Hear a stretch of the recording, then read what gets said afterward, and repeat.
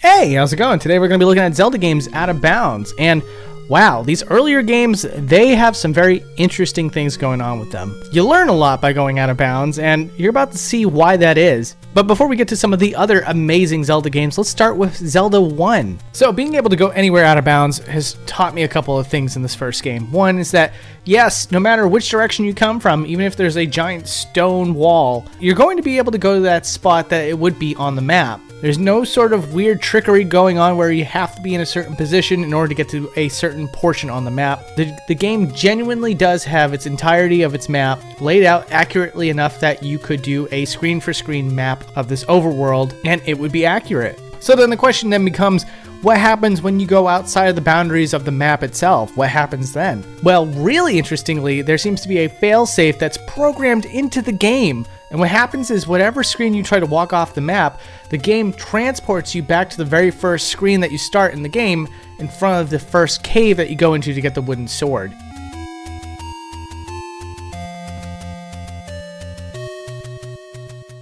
Okay, well now that we got that figured out, what about dungeons? There's lots and lots of rooms in dungeons that are adjacent to places on the map that don't exist. So when we take Link through the walls there, what's going to happen? Well, as it turns out, the game also has a failsafe for this as well. And the result is that it just loads the same room you were in. But for as tight as the ship has been running this whole time, I did find one crack in the armor. And that is in level 3, right when you jump into the dungeon. If you were to go north, the failsafe doesn't seem to work here. And instead, you get these rooms that seem to read from the game's RAM, probably, because what's generated is nothing that you'll see in anywhere in this dungeon, or any dungeon for that matter. And the colors get all wacky. It's awesome. This is the kind of stuff that I was looking for. And not only that, but sometimes it'll transport you to a completely different dungeon entirely. This one, I was able to recognize. This is Dungeon 1. And the most fascinating thing about this is that the enemies from Dungeon 1 are not the same enemies from Dungeon 3. And so you can see split in half blob sprites that is being used instead of the Stalfos sprite. Or like here, just before the boss, the Dark Nut enemy ends up replacing the Wallmaster sprite, where you can see it come out of the wall and upside down, which is utterly fantastic. I love that. And here's Aquamentus using Gleeok's sprite. And before we move on to the next game, I also want to show you that it may have been possible that the sword that is placed over the Triforce in the title screen may not have existed at one point and was added in post, because the Triforce that's in the background actually has a full sprite, something that is obviously obstructed by vines and the sword blade. And also, it's just a cool little bonus here. Normally, if Link was to walk over on this wall, he ends up being on the top layer, and it looks fairly normal. However, for whatever reason on the sides, Link ends up being on the bottom layer, which allows you to now see what the bricks would look like if they were layered on top of them, which is really cool.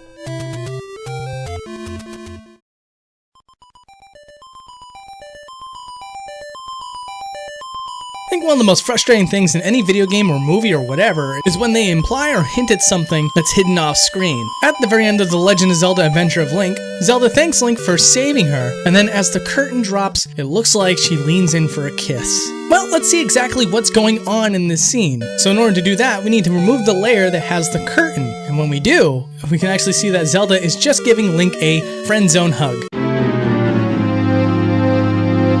No, but what's really going on here is that the Zelda sprite is just moved forward, and she's in the background layer, therefore it looks like she's just embracing Link. But there's still artifacts to suggest that this was not the intention.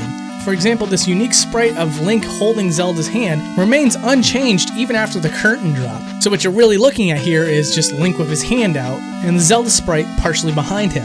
And you know what, since I've got your attention already, and this isn't going to be a full boundary break episode, I might as well show you all the other interesting stuff that I found in Zelda 2 as well. For example, every single room that is in the Legend of Zelda Adventure of Link is supposed to lead somewhere. Now, if that side of the room is completely blocked off with wall, the end of the screen is still going to warp Link to some other coordinate. And most of the time, if it's in a temple, it just happens to warp Link outside of it. This is likely to be a preventative measure in case the player ever for some reason was able to glitch through the walls. Another thing that I noticed is that when you encounter an enemy on the River Devil, you actually get access to an unused area that was exclusive to the Famicom disc version of the game. This happens to be the King's Tomb, which was replaced by a daylight version with an old lady. Also on the northeastern part of this continent, there's a bridge that leads from this area to the maze with the temple.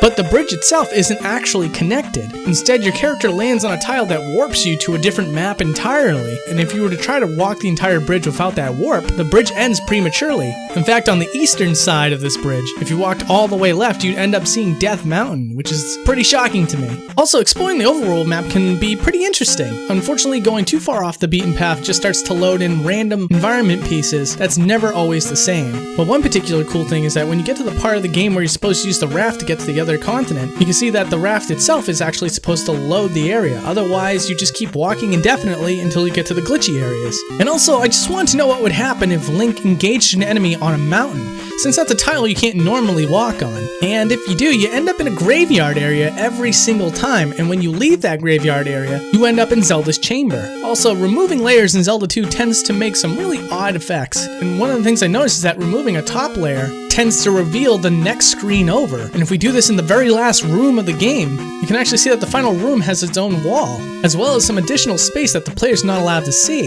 And lastly, if we remove the top layer on the title screen, you can actually see that the title of the game is hiding underneath the environment for a good while before it starts rising up. And as it does rise up, there's actually some graphical artifacts that are just below it, but it's still hidden by the environment.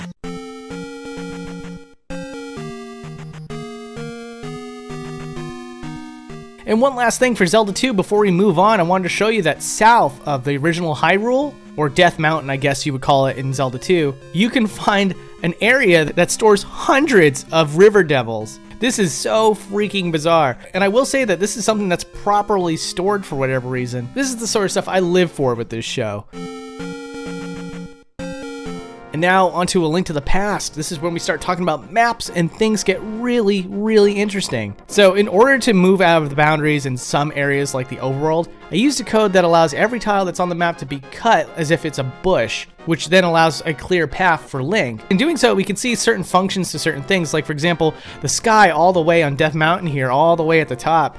If you were to actually be able to jump off, it functions like a body of water, which is really, really cool. And then of course, we want to know what happens when you go up a screen from this area that you're clearly not supposed to go any further. And it does seem to be a repeating screen of the one that we were just left on. You can see it's evidenced by the bridge and the clouds that are at the top. And then without fail, wherever you go outside the map, the game will fade to black and then just freeze. The game did not like that whatsoever. However, in indoor buildings, there's a little something interesting going on here. All of the rooms that are indoors in Link to the Past all share one giant map together, much like the overworld map. And if you were to go out of bounds, you could find different rooms to completely different parts of the game.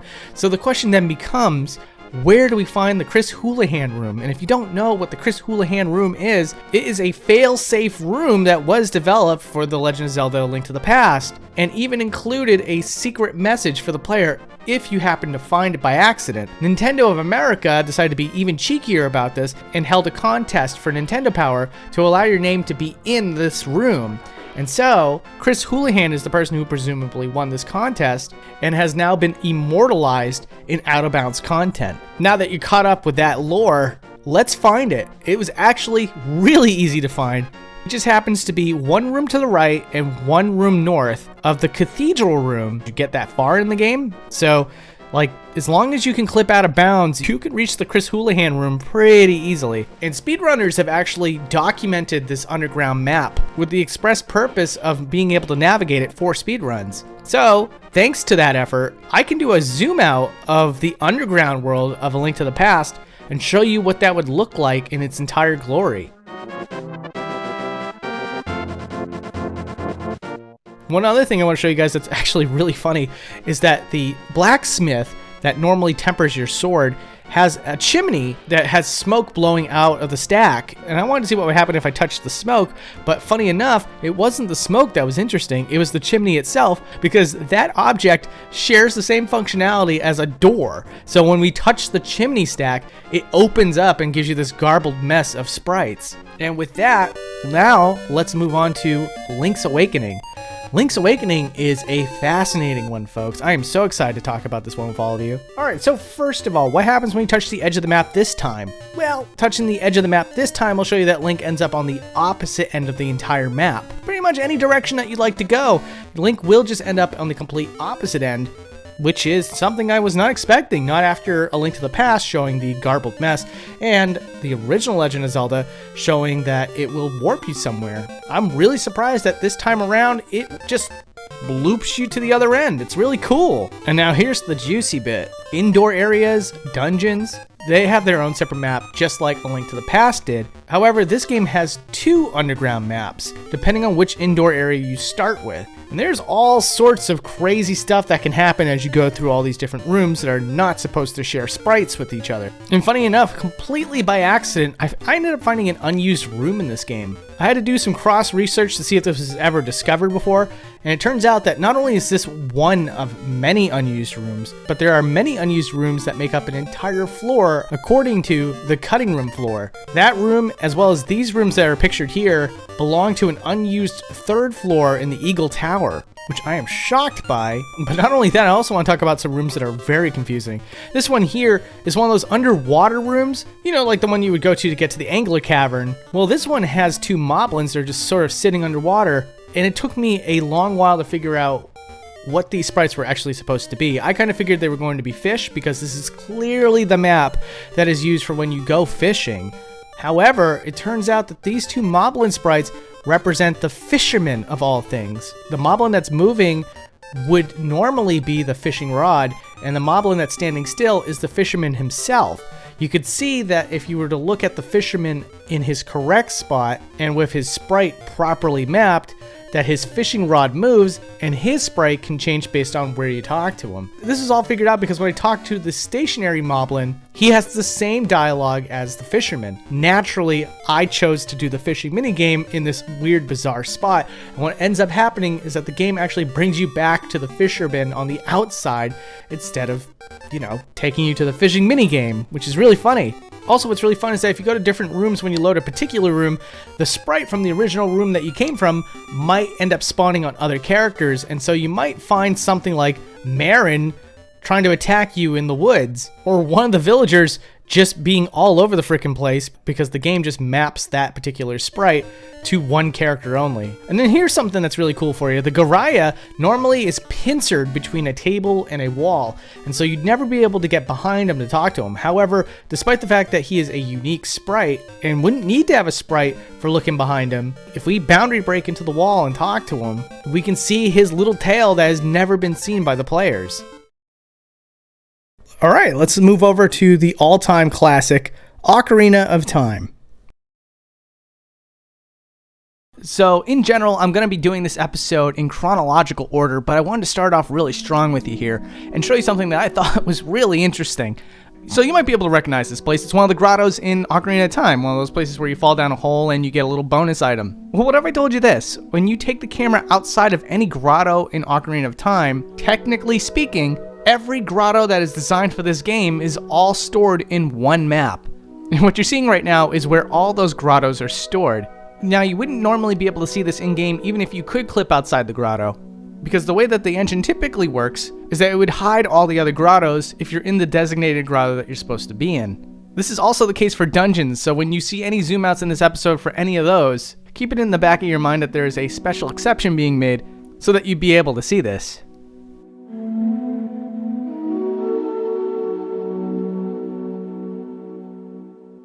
One of the most defining separations between Ocarina of Time 3D and its counterpart, the N64 version, is that the N64 version had a lot of 2D textured areas, whereas in the 3DS version, all those areas have full 3D modeled areas. Now, surprisingly, in the N64 version, there was something really cool about that, which was that the developers left in the geometry that is 3D behind those 2D textures, and so you got to see untextured 3D modeled areas that were never meant to be seen by the player. But alternatively, the 3DS version has 3D modeled backdrops that didn't exist in the original version. And so outside the door here, you can see a low poly version of Kokiri Forest. But it honestly doesn't even end there. If we were to take a zoom out of Kokiri Forest, you'll see even more details outside of the boundaries. One of which is really surprising to me. It's the Great Deku Tree, and he's somewhat modeled over here. But what makes this stand out against the original version is that you can see his retinas. Now, in this low poly version of the Great Deku Tree, it's very, very easy to see those retinas, whereas when you see him in person, those retinas are there, but they're very, very well hidden behind his eyebrows, so as to not make a complete contrast to the original model. Also, this is a really cool fact that I didn't even mention in the original episode, but it is featured in both games. In the cutscene where Navi's trying to go find Link and you're in the first-person perspective, there is a Deku shield above Mido's house. Now, that fact alone is really cool, but I wanted to know why this is here. And so while reaching out to a Nintendo developer is a pipe dream, it's probably never going to happen, I did reach out to someone who's doing a current project for Ocarina of Time, Melon Speedruns, who, if you didn't know, is making a 15-player online multiplayer version of Ocarina of Time. It's pretty incredible, I can't wait to play that. And he gave me a little bit of insight on the shield that I would have never known, and that is if you shot at it, it would fall off of its hanging position, meaning that this shield was likely meant to be the original spot in which you got the shield, and that you would have to have the slingshot before getting the shield. And I was assured by Melon Speedruns that this was intentionally coded by the developers. And so to summarize, what you're looking at here is a relic of an original design decision for Ocarina of Time. Now, this was pretty shocking to me. I'm going to let you in on a little bit of a trade secret in the game industry. Whenever someone makes a first-person shooter game, typically the only thing that exists are the things that you see right in front of your face. Everything else is either culled out or simply doesn't exist. And so when you pull the camera back, it's very often you'll see just a pair of arms and a gun. However, in Ocarina of Time 3D, there isn't a whole lot of sense being made here. Yes, there are some aspects of Link's model that are culled out, but not the most important parts, which is the head directly behind the camera that the game uses. Thankfully, it still leaves a very interesting piece of footage to show you. It's just unconventional. Also, this is what the perspective looks like with adult Link in his hook shot.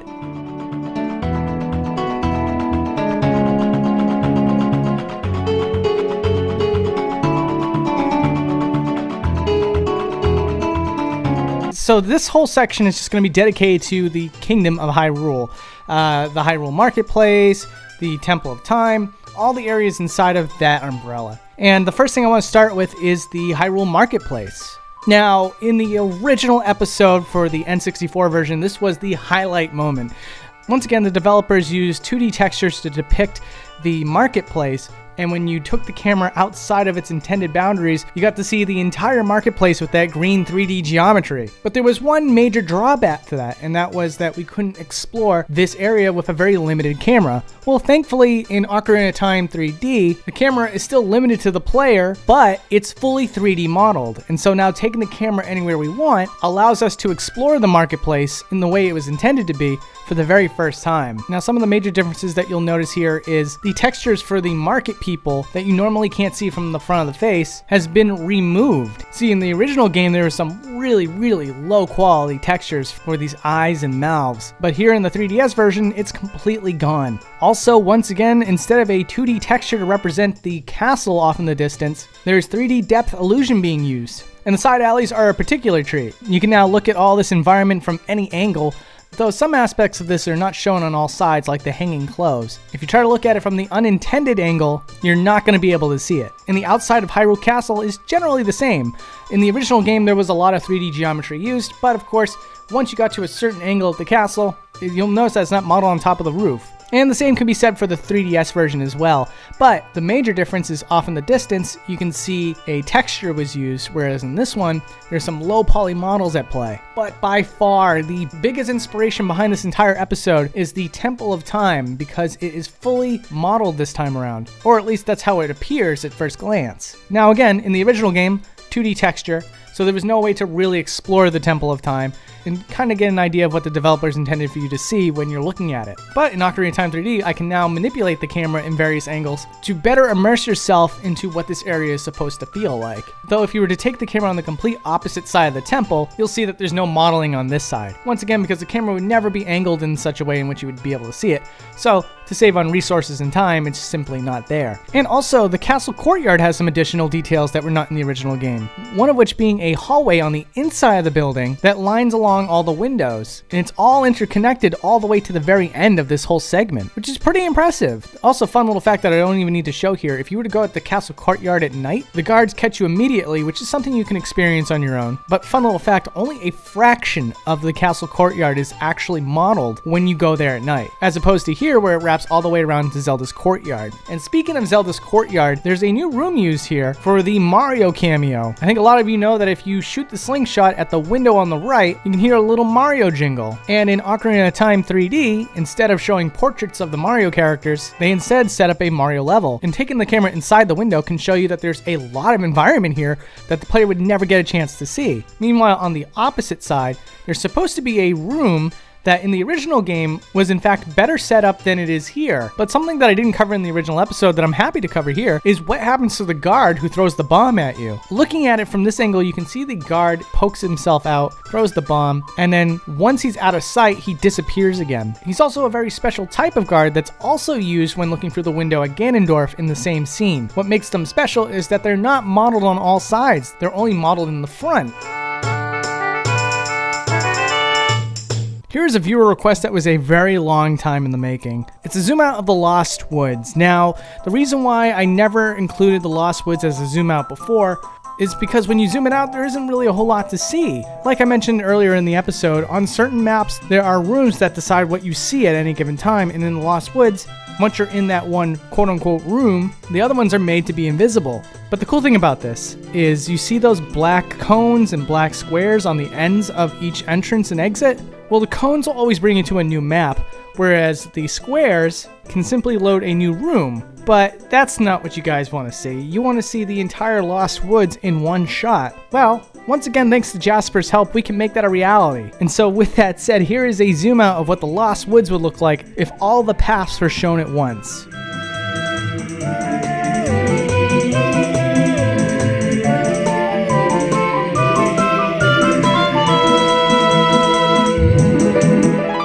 So, I don't know if you guys are going to find this interesting, but I thought this was probably one of my favorite things about this episode. In the Chamber of Sages, I was exploring around and I started to notice that when you look very closely, you can see structures underneath the water currents. But as you might be able to notice by this footage, it's very difficult to notice that. And so, once again, I enlisted the help of Jasper, who, through his program, allowed me to remove the textures of the water flow. And now without anything covering it up, you can see the design patterns of all these stone structures that all the characters rest upon. Circling back, however, I noticed something that the remake took away from the original game. Now, one of the best things that was shown off in the original Ocarina of Time episode was that if you remove the texture that is supposed to cover Sheik's face, you can see that Sheik had everything from a chin, mouth, and nose that was generally hidden from the player. However, for some reason in the 3DS version, the face mask is all part of the model. And so by taking the camera inside the face mask here, you're not gonna find a face, which I found a little bit disappointing. In fact, that's not the last thing that they did to remove things that the player was never meant to see. Another great little tidbit was that in the original Ocarina of Time, you could find Gerudos inside of the iron knuckles. Although the helmets are never supposed to come off except for Naboru, there was fully modeled faces underneath the helmets. In the 3DS game, however, there are no heads underneath, but you can still find jewelry and skin tones that are clearly Gerudos. So if you ask me, I personally don't believe it was taken away for lore reasons. I would just have to guess that the developers were left with the choice of retexturing these heads and personally just saw no reason to do it.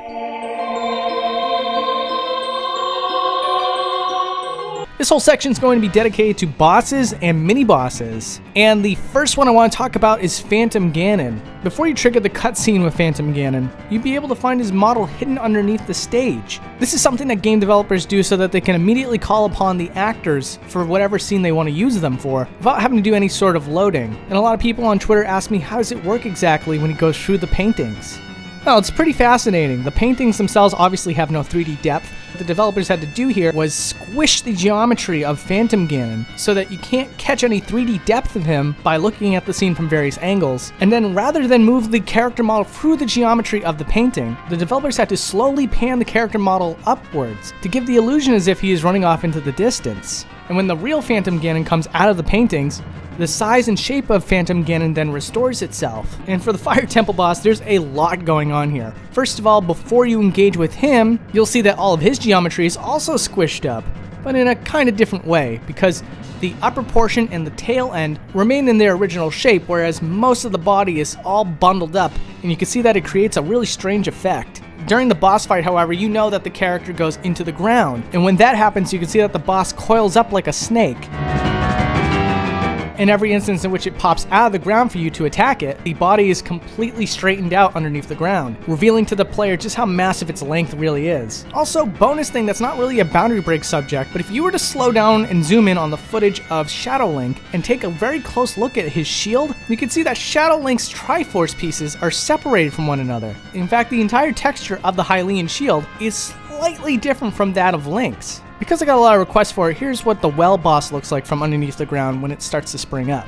Which, as you can see, it's not that exciting, but I want to make sure all the bases were covered here. And one last example of boss storing is Twin Rova just before that fight. Although it looks like there's only one stored underneath, the sisters are in the exact same pose. And since the models are nearly identical, it only gives off the illusion of one. Here's a whole bunch of loose ends that didn't really fall into a category, but I thought they were really interesting, and so I'm just going to kind of flash through these. Shoutouts to the most annoying bird in the entire series. Every time you suffer through a lengthy explanation, Caepora flies off in a certain direction. And it's discovered that Caepora goes through a long flight path before ever reaching a point in which he disappears. In this one example, he almost reaches Long Long Ranch before disappearing. Many of the shopkeeps, just like in the original game, don't have legs, which is interesting because you could have ported over the models from Majora's Mask, which at that point did have fully modeled legs for all these NPCs, but I guess they didn't want to go through the extra effort. It wouldn't even make sense because the game does a really good job of making sure you don't get to see behind the desks anyway. The well in Kakariko Village has two different stones blocking the entrance. The one when you're a child has a giant fully modeled boulder, whereas the one when you're an adult is just a texture that goes over the door frame. Here's an example of some enemies that spring from out of the ground and have unique animations that can't be seen by the player. Like for example the one that you just saw here, as well as the Deku merchants, who seem to crisscross their limbs once they're fully underneath the ground. It's kind of difficult to see. The Gravekeeper's image is plastered on two different things inside of his shack. One is on the poster on the wall, which is a little bit easier to see.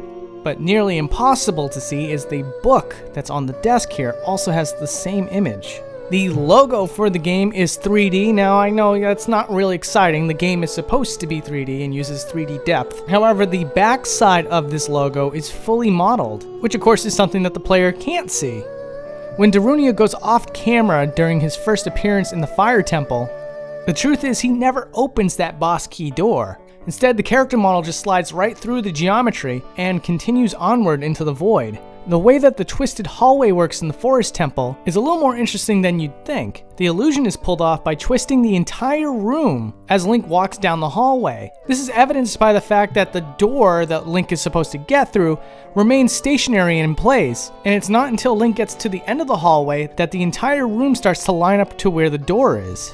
The shark in Lake Hylia is still not a fully modeled shark, but to some people's surprise who didn't see the original episode, the shark is not a 2D texture. It is a 3D model, just not modeled on all sides.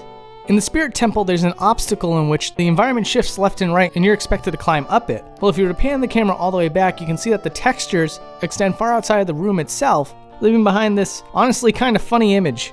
In Lord Jabu Jabu's belly, there's lots of rooms here that are always square, but inside of those squares houses a sack of pulsating meat, with the pulsating meat being the part that you're supposed to see. And of course, this was something that was not possible in the original episode, but thanks to the fact that Ocarina of Time 3D does not do massive amounts of culling, I can finally present to you a zoom out of the Haunted Wasteland.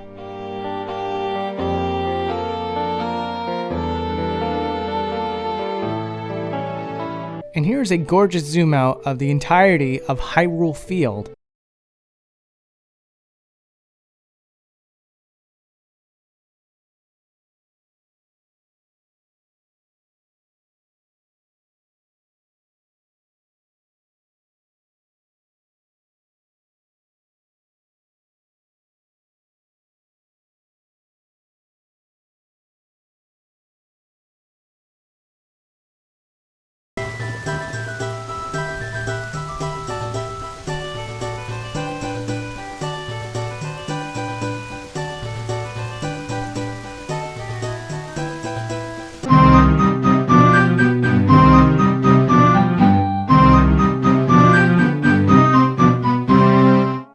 Okay, we begin this episode where the game begins, with Link riding Epona through the mysterious woods.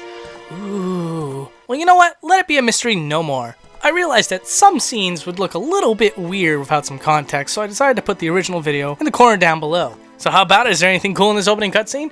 Yeah, absolutely! Well, first of all, we actually get to see the woods itself, and we can begin to find out that the woods is actually a somewhat large arena. However, even cooler than that is that Majora's Mask is actually hiding underneath the environment. Wait a minute, but where? All the way over here. Yep, you gotta keep an eye out for tiny little specks because it can be something pretty phenomenal.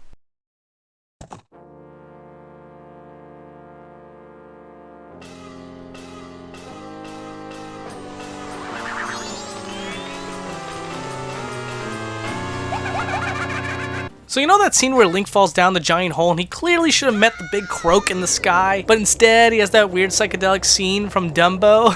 It's so weird. It's like this. It's accurate, but it's such a weird explanation. Anyway, what if I told you that instead of those little weird shapes and stuff disappearing, Link would only have to travel a little bit ways upward to go back and check them out some more? Whoa! Whoa! This is better than a Zeppelin light show! So now, we're gonna see where Skull Kid goes after he escapes from Link. Well, you might be a little disappointed to find out that he just, blip, disappears. But where we're met with one little disappointment, we are left with one pretty interesting reveal. Tails actually sticking around in hopes that Tattle will get through the door. It's so sad.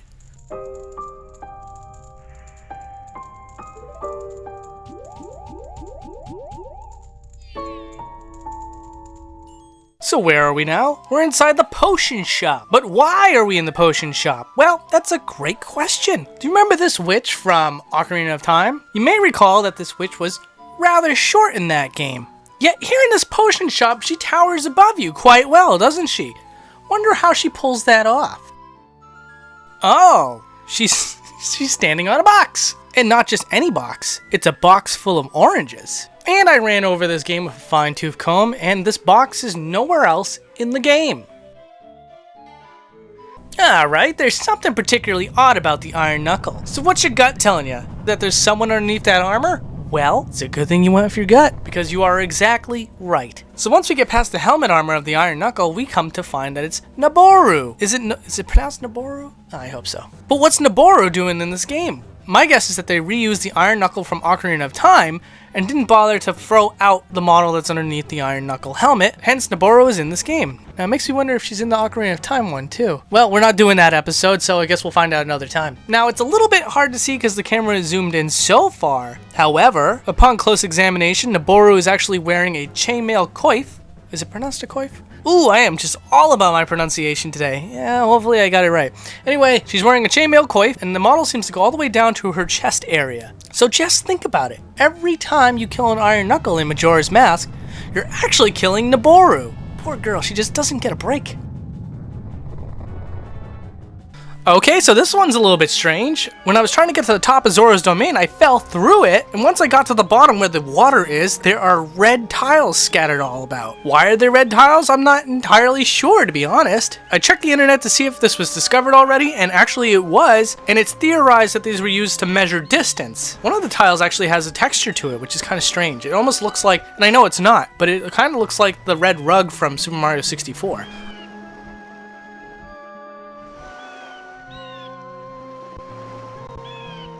You know, now you might have seen this on your own, but I've played Majora's Mask a couple times in the past and I've never noticed this. If you go behind the old lady's wheelchair, you'll find a tiger print on the back. You know, I never noticed it before, with the spikes and the tiger print. This old lady is, well, maybe a tinge on the evil side. So people have theorized that these kids running around in the moon, the Moonfield, are incarnations of the Happy Mask salesman. And let's be honest here, they're probably right, but you never get to see beyond the masks. And, well, should we just confirm whether or not the Happy Mask salesman's face is behind those masks? Well, let's find out. And, no, looks like the developers just knew that no one was going to see the faces and just left it completely blank. So right now you're looking at the end of the game. The Giants did their job. They're ready to go home. Skull Kid's crying like a little baby. And if we move the camera around, we can actually see that somebody's hiding off camera. Who is it, you might ask? Well, it's the Happy Mask Salesman. And he's in his little bowing pose. Oh, whoa, what? And also in another scene, I found him underground. He would just teleport all around, wouldn't he? It seems to be his thing, right? Just immediately changing expressions, immediately warping himself into places. What a creep. So those great fairies at the end of the game, they're all lined up, they're all admiring, but who are they admiring? Well, it's none other than Link himself. Seriously, where are they supposed to be right now? Hey Link, well, thanks for showing up to the Black Void there, buddy. Normally in this scene, the two skulls of the Igana servants are arguing amongst each other as floating heads. However, if we go above the room, we can see that Igasdu Ikana is hanging out with all of his servants and just chilling, and they're even weaving their hips to the song. Okay, now here's another oddity that's just in plain sight. Do you see that little weird gray lump on the ground there? What is that supposed to be? Well, believe it or not, it's an upside down dog. It's an upside down dog. What? And if we take the camera, yeah, you can see the whole dog. It's so bizarre. And what's weird is that they actually fixed this in Majora's Mask 3DS, but it's still a completely frozen dog. It's so strange. So strange. So we'll end this episode with my favorite Zelda boss of all time, the Garo Master. I've always thought this guy was so cool and mysterious. He's got the flaming sabers, you can't see what his face looks like. He clearly has a body, but you can't see his body. Up until now. So when we zoom the camera in on the Garo Master, you can see that his body is metallic looking. In fact, his shins have almost like a girder-like appearance to them. But his body is small and pudgy, and as you can see, he doesn't have any arms, and there's probably a good reason for that. It's probably only because if he did have arms, it'd be very likely for them to clip through his little cowl, and so they left it out. But I think it's really cool that he still has his torso, because that is definitely something you would expect for them to leave in the game.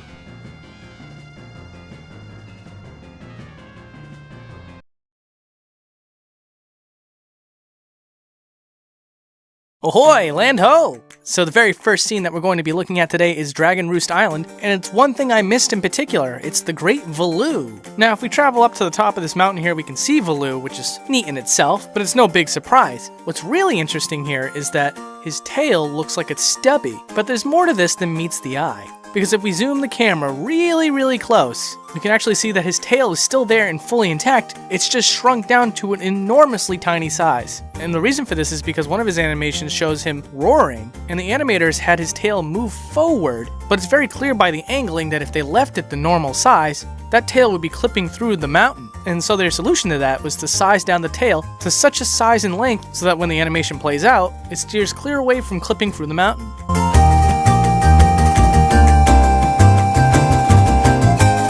So normally I like to play out my scenes in sequence with the games, but I really want to hit hard at the start of this video and show you something that I found that was really interesting, but it's at the very end of the game. In one of these final scenes when you're just about to fight Ganondorf pulls out his double swords and he's ready to fight. But where do the swords come from? Now, obviously, we would just imagine that it comes out of his sleeves. That's how it's supposed to look, I believe. But in reality, if you look at the palm of Ganondorf's hands, you can see that his swords actually are super duper tiny, about the size of toothpicks, and are waiting to grow in size when he quote unquote pulls them out. Like, oh, I just found his swords! Dude, I just found his swords! I'm sorry, I'm getting way too excited here. When I originally posted the Wind Waker episode, a lot of people were asking me about just something that I should have thought of in the first place, which is, what does it look like underneath the ocean? And originally I never thought to include something like that because there wasn't anything of interest in there. It's just a bluish void, and actually it changes colors depending on what time of day and what the weather is. But as I've grown up with this series, I've come to find out that just pulling back the curtain on anything, whether there's something significant down there or not, it's something that we all just need to know. It's amazing to think how much I left out of the original episode. So in this scene, we're basically going to address a long time question. What does it look like when the crane picks up a treasure chest underneath the sea? And as it turns out, the treasure chest is not sitting there waiting for you to pick it up. No, instead, when you get your crane in the correct position, the treasure chest warps to the crane when the cutscene plays and you're pulling it up.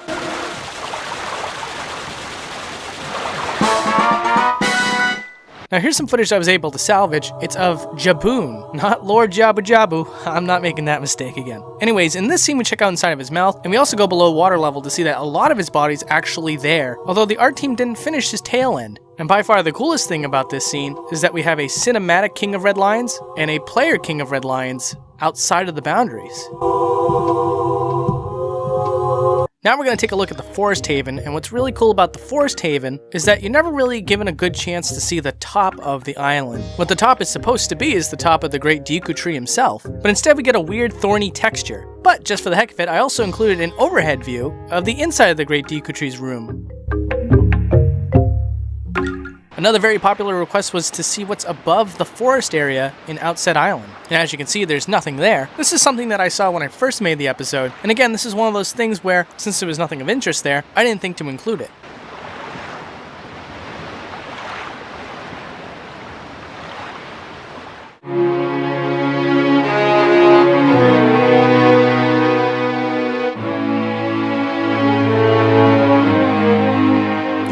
The oh-so-restrictive Hyrule Field. I said it once and I'll say it again. This is probably the biggest inspiration for the show Boundary Break. Most of us gamers, especially people who enjoy The Legend of Zelda, are explorers. We like to look at every nook and cranny of wherever we're allowed to roam around in. And this is just one of those areas where you can see so many things off in the distance, but the game restricts you to a very narrow path. Well, thanks to Magic Camera, that's not an issue anymore. Now for a couple of fun facts about Hyrule Field. If you try to walk on Hyrule Field, you will fall right through. There was never any intention for anybody to ever set foot on those grassy plains. And if we take a look at Ganondorf's tower, there is no desert surrounding it. However, in the last scene of the game, you can see Gerudo Desert in its entirety, including a cave entrance that should lead its way back to Hyrule Field.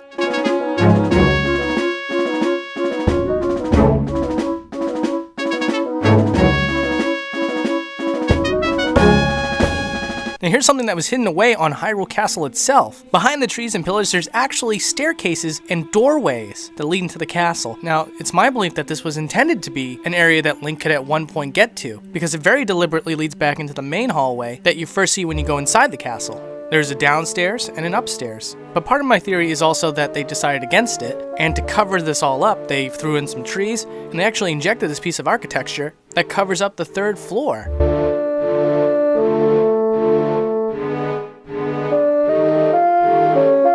So inside of Ganondorf's room, you can find that Tetra is actually waiting over to the right, ready to surprise attack him and rescue Link, essentially. Now, as for the room itself, it actually has a whole bunch of tabards and ship parts and a map of the Forsaken Fortress as well.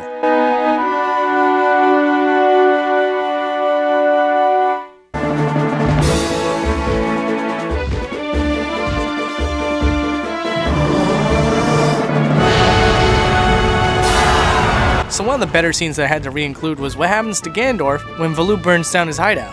And as it turns out, when you take the camera inside the fortress, the entire hideout is up in flames, but Ganondorf is just standing there with a "I don't give a crap" smile.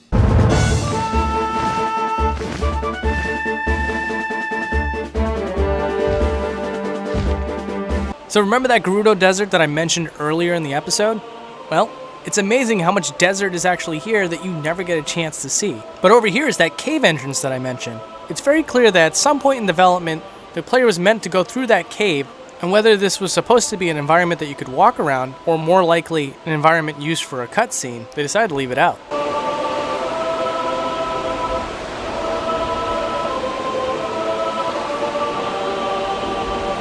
Next up is Link's swimming animation. Now what's funny is you do a lot of swimming in the Wind Waker, but believe it or not, you never actually get to see Link swimming, because the top layer of any body of water in the game is opaque. You can't see through it. At best you can see a silhouette of Link swimming, but why settle for that when we can do one better? We're also taking a look here at his idle animation when he's trying to swim in place. Also, I don't know if you noticed this, but we're actually looking at the bottom of the Tower of the Gods, which I guess you consider a bonus boundary break.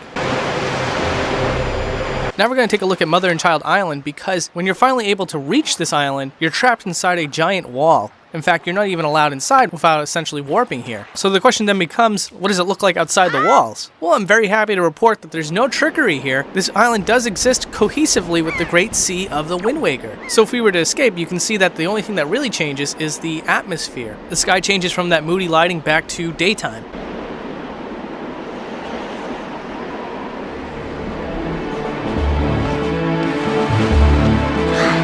Yeah, so another stupidly obvious thing that I should have put in the original episode that I totally forgot to was how far out does the sea go before it ends? So as you can see here, the King of Red Lions is telling Link that he can go no further. And so then the question then becomes, what's the distance between Link and the world's end? Well, as we start to zoom out, you can see there's still a lot of space, and Link gets so far away at this point that it's really hard to tell where he is. But if you squint your eyes really hard, you can find him right here. Yeah, alright, let me give you some extra help. Now, one of the things that people really wanted me to check out was the jail cell for Tingle. And I don't blame them, because when you zoom the camera out, you can see the whole maze in one shot. Like if you were making a VG map of this area, it's pretty much done for you. And what's cool is that you can see everything, like the disgusting rats over here, who yank that bell and make you start all over again.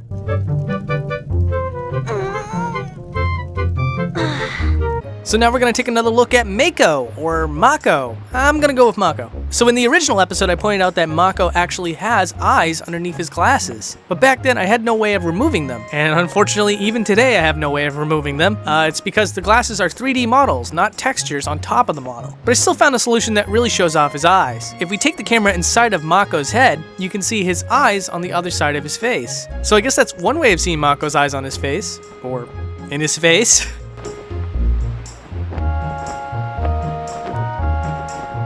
And one very popular question that can't actually be answered in one shot is, how big is the ocean at any given time? Now, the ocean doesn't go on forever, because that would be crazy, but the ocean in Wind Waker is so massive that the area starts to experience culling as we zoom the camera out. It's that big. And if you can recall, most Boundary Break episodes of GameCube games often don't have this issue whatsoever, which I think really speaks for the size of the ocean. It's insane.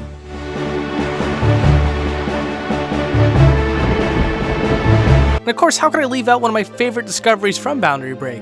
Which is that the design of the waterfalls in the final battle of Ganondorf is influenced by the Triforces themselves. And it becomes incredibly apparent when you take the camera up and above the water level, and you see that each piece of the Triforce is resting on each indent of the waterfall. Do I think this is intentional? Absolutely. Just consider this. If the developers are so good at cleaning up models out of every cutscene or whatever, why would they choose to keep the Triforce there, even during the battles in the ending of the game?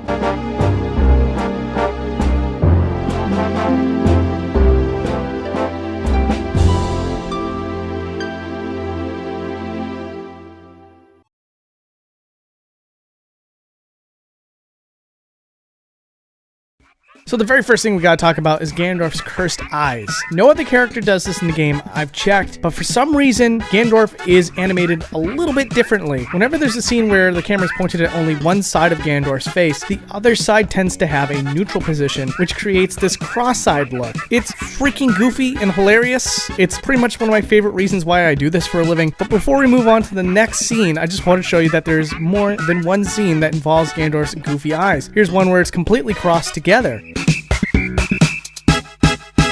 So one of the big differences that we're going to have here in this episode is that I figured out how to remove some textures to show things underneath models. And the absolute best example of this is the Dark Knight. The Dark Knight has several layers of armor that you shed throughout the entire battle, but at no point do you ever get to see the Dark Knight's face. And by shedding off this last helmet, you can see that he does in fact have a very, very primitive looking face. It's completely red, and the eyes are not particularly detailed, but you can see that there is geometry to represent the nose. You can see that there's dark spots to represent the eyes. Overall, there's a fully visible face underneath that armor, and it's fascinating to be able to see this because I've always found the Dark Knight to be particularly mysterious. And then in that cave just before Faron Woods, you would step out and you'd see this area that later on in the game has miasma. But as you can see, if we go back to where that tunnel ends, the exterior shot that's supposed to be a low poly version of what you're stepping out to is completely different. In fact, instead of a door frame, there seems to be some sort of hole, maybe indicating at one point during development there was supposed to be an even deeper tunnel to this cave, but it was axed for better pacing. Now let's continue to remove textures to show you things that are kind of interesting. Most of the characters have eyelid textures and then eyes underneath those eyelid textures. But what's really surprising is that certain characters that keep their eyes generally closed almost all the time still have their eyes underneath those eyelids. Like the mayor, for example, you remove the textures for his eyes and you'll see that his eyeballs are still there. Now granted, there are times in the game where you're supposed to see the mayor's eyes, but here's a great example of showing off that while also giving you a double whammy. There's a cutscene where you're never supposed to see the mayor's face because his face is always pointed away from the camera during this one particular shot. But if you take the camera and loop it around, you'll see that it uses the widened eye texture. But here's pure nightmare fuel for you. One of the Ordon villagers generally keeps his eyes completely closed almost at all times, and when he does open his eyes, it's still only at a squint really, which leaves you with this. Removing the texture of his eyes will show you that yes, he's just like everybody else. He has his eye textures underneath his eyelids, but because he only squints, the texture of his eyeball starts to repeat, giving this absolutely horrifying nightmare fuel. But going back to the subject that we had earlier with the mayor, if you move the camera in certain scenes where the characters' faces are pointed away from the camera, you might find something a little bit interesting. And in the case here with this scene with Ilia, you'll see that for whatever reason, Link's face is completely unamused, as if the conversation is completely boring him. Normally, scenes like this, you just see a blank, neutral expression for all the characters. Nothing like this. And then for the first level boss, you're going to see that if you take the camera underneath the water level, there's a lot more to this model that you never get a chance to see. There are details underneath the body that are very intricate, and you would think that at a certain point this boss would expose this, but no, not really. You can also get a better look at the legs that are holding onto the tree. This is all just very interesting because you don't get to see all of this, and it really does show that this boss was fully realized before being injected into the game, which in contrast to a character like Star-Lord, what you see is basically what you get, and everything underneath the ground level, it's pretty underwhelming. There is a little bit of a texture that meets to a point on the last spinal column, but otherwise there isn't too much to see. But heading over to Kakariko Village, we can see the character Barnes. Now Barnes is very interesting because once again, if we remove the textures of his glasses, which are opaque, which means that you can't see through them, you can see that his eyes have been fully animated for a lot of these scenes, giving a detail that the players never meant to see, despite the fact that people put work into this. And once again, speaking about things that are opaque, if we take the camera over into the soup that Yeto's making, you'll see that all the ingredients that are floating to the top are fully modeled, and there's one ingredient in particular that seems to be completely unique, which is the head of the reek fish. Although the bottom of the reek fish head is cut, you can see that there's a unique texture used to represent the bottom of that cut. And to break up the segments, let's do a zoom out. Keeping in theme with Yeto as a part of this segment here, let's do a segment of him snowboarding down the mountain.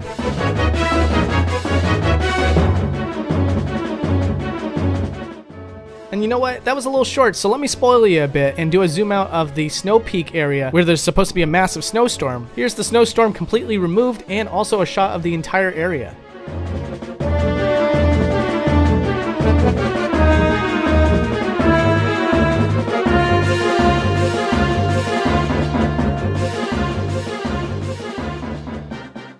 Alright, now let's talk about stuff that you can find right in front of your face, but it's just so far away that you can't notice these details, and then move on to things that you can't see at all. They're strictly out of bounds. So to start with, there's lots of birds that are used in Twilight Princess, but they often fly away before you ever get a chance to get close up to them. But there's a lot of detail to these birds, surprisingly. They have beaks, colored underbellies, and textures for their eyeballs. And they come in an array of colors too. And then when you visit the Hyrule Marketplace, there is a lot of villagers that you never get to see due to the fact that the camera is panned out so far and there's no camera manipulation during this part of the game. I'm going to try to show you as many of these as I can. Guess while we're going through this footage, I can just mention real quick, if you're looking for various ways to help out, one of the biggest right now is I'm trying to get a little bit of a footing on Twitch, trying to get 75 concurrent viewers throughout an entire stream. It's actually more difficult than you think. So, you know, if you want to support in that way, by all means, I'll leave a link to that. But obviously, there's the YouTube side of things. If you want, I have a playlist in the video description. Clicking on that and either letting it run off in the background or just enjoy some of the extra content, that helps out a ton. Anyways, we've taken a look at a good few characters. Let's move on from this and show you some low poly characters. During this scene where Xant's first introduced in a flashback sequence, there's a whole army of Hyrulean soldiers, and in order to pull this off, they all had to be low poly. So taking the camera over and pointing it at them can show you that they're hilariously low detailed. This happens again with the escort scene with Telma and Ilia. Taking the camera close up to them can show you that their models are a lower quality than they normally are, and this is all in an effort to make sure that the game doesn't slow down.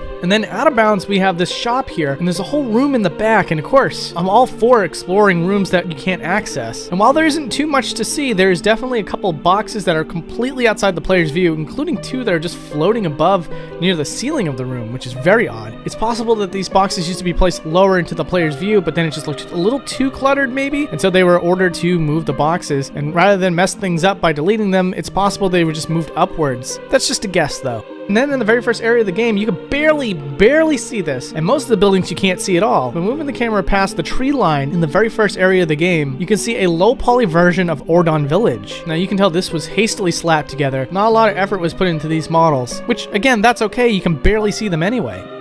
And then there's this scene here where the kids are talking to Link and you're in the first person perspective. Now here's a fun little fact. In a lot of cases, Link needs to be in the scene in order for the scene to run correctly. And so in order to have the camera not go through Link's geometry, the developers hid Link over in the grass to the right here, keeping you outside of the player's view as well as working him into the scene. And then we're back to this area with the Faron Woods. Remember I talked about it earlier about the miasma? Well, for some reason, and don't get me wrong, this doesn't happen anywhere else in the game, where you came from, if you go past the geometry of the entire entrance itself, you can find Epona out of bounds, possibly signifying that at one point you could have used Epona in this area.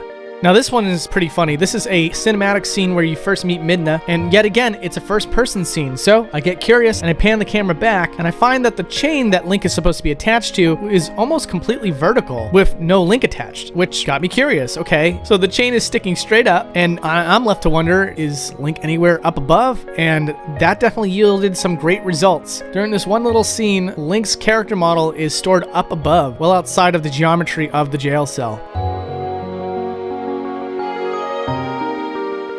And then there's these creatures that hide underneath the tiles. If you take the camera underneath, they are always there, waiting. Although they remain completely still when they're not being used for any animation. Which I hope somebody watching this right now is thinking, well, of course they don't move when they're not being used for an animation. Because this gives me an opportunity to say, well, don't expect that to be a given. Does anybody remember these creatures, these little tiny Stalfos? Well, one of their features is also the ability to come from underneath the ground. And if you look underneath the ground before you get a chance to get them to spring up, you'll see that their heads kind of tilt as if to survey the area or listen in for prey. I found that to be really interesting. And then the first mini-boss of the game is absolutely wild. So after you defeat the mini-boss, he gets stored out of bounds, like really, really far out of bounds. In fact, I'll put a little highlight here to give you a strong idea of where he is in contrast to the stage. But before that, you get the Gale Boomerang from him. And when the Gale Boomerang is still in a cutscene form and not attached to Link, the Gale Boomerang is attached to the model of the monkey. And so as the Gale Boomerang starts to do a little circular motion in this cutscene, so too does the monkey model outside the boundaries.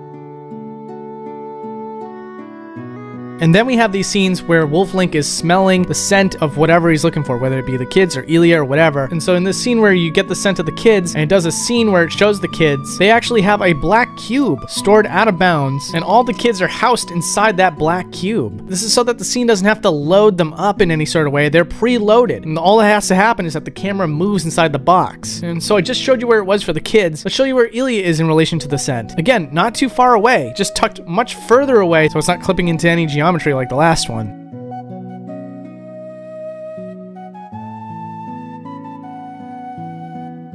And then similarly, that really famous cutscene that unfortunately doesn't have too much to look at in terms of boundary break does have its mound stored out of bounds at all times. So before you even activate the cutscene, the mound is always sitting there, waiting to be called in. And then Skull Kid comes from up above, and then appropriately, before you ever activate that scene where he drops down, his character model is stuck up in the sky, waiting to drop basically. And as his character model waits, the frozen pose is him blowing on the horn. And this isn't the case for every boss you encounter, but when you're fighting the Snow Peak Ruins boss, you can see a shard of the Twilight Mirror stored in the exit door.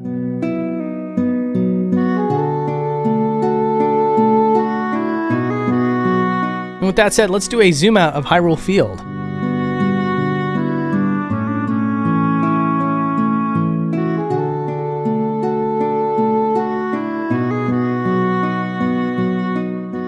So here's one of the most traumatizing scenes in the game where Yetta is at the Twilight Mirror Shard and does the spooky. Now, I was curious about this. I was curious to see exactly how this scene worked. And by taking the camera inside of Yetta's head, you can see that the evil face is on the side of her head when she has her normal face. So let's pretend that Yetta's face is a clock. Her head spins clockwise, and when her normal face is pointed at 6 o'clock, her evil face is at 3 o'clock. And another really interesting thing too is that the evil red look on the eyes is an effect, not the texture itself. And so when she's not evil, her evil eyes have a normal color to them. And alternatively, when her eyes are evil, her good eyes have an evil red. Here's the scene where Elia gets her memory back, and when one of the kids is looking through the window, another one grabs him and pulls him away. Now, this was a viewer request. Whenever I cover a new episode, I announce it on Twitter, and you're welcome to give me any suggestions for what I look at in the episode itself. But anyways, they want to know if it was just the arm that was going to be there, or if the whole character model was going to be there. And I'm very happy to say that the whole character model is there, and it's in a T-pose, so it looks pretty ridiculous. And now, here's my personal favorite scene of the whole episode. That pivotal moment when Link turns into his wolf form. It's a really really nice looking effect, very powerful and emotional, and yet when you take the camera outside the boundaries, you can see how it's all pulled off and it looks absolutely ridiculous. So what happens here is that there's a model specifically meant for when Link turns into the wolf. So there's a transitional model and it gets swapped out with the regular wolf model. And very quickly as this scene is playing out, you'll see that that transitional Link model gets shoved underneath the ground. And what's left is just a twisted mess. And the reason why it looks as ridiculous as it does is because the character model needs to be twisted in such a way so that parts of the body do not show itself outside of the wolf model. It was a very intentional look that wanted to be played out here during this animation. And to avoid it from looking too weird, they had to move the model in such a way so that only the face really remained. And of course, there's no point in twisting all the geometry back when it's something that the player's not meant to see anymore anyway. So what you're left with is this absolute abomination. Next up is the first person scenes, like when you're firing off a slingshot. Obviously the camera takes itself into Link's perspective. So what's going on here? Well, if we move the camera out, you can see that Link's face gets culled out, and any item that you can think of that uses a first person perspective does the exact same thing. Anyways, this scene with Zelda is really funny too. You're gonna find a lot of great examples of the developers moving geometry out of the way or turning it invisible or whatever they have to do so that they can get the perfect shot for a scene. And a great example of that is this one with Princess Zelda, where she has to drop the sword to basically signify that she's surrendered to Zant. Now, the dress would get in the way of this shot if they hadn't moved it. And so what the developers did here is they arched her legs completely backwards to stay out of the shot while the sword drops. They also suspended her in the air so that the sword could have a longer drop.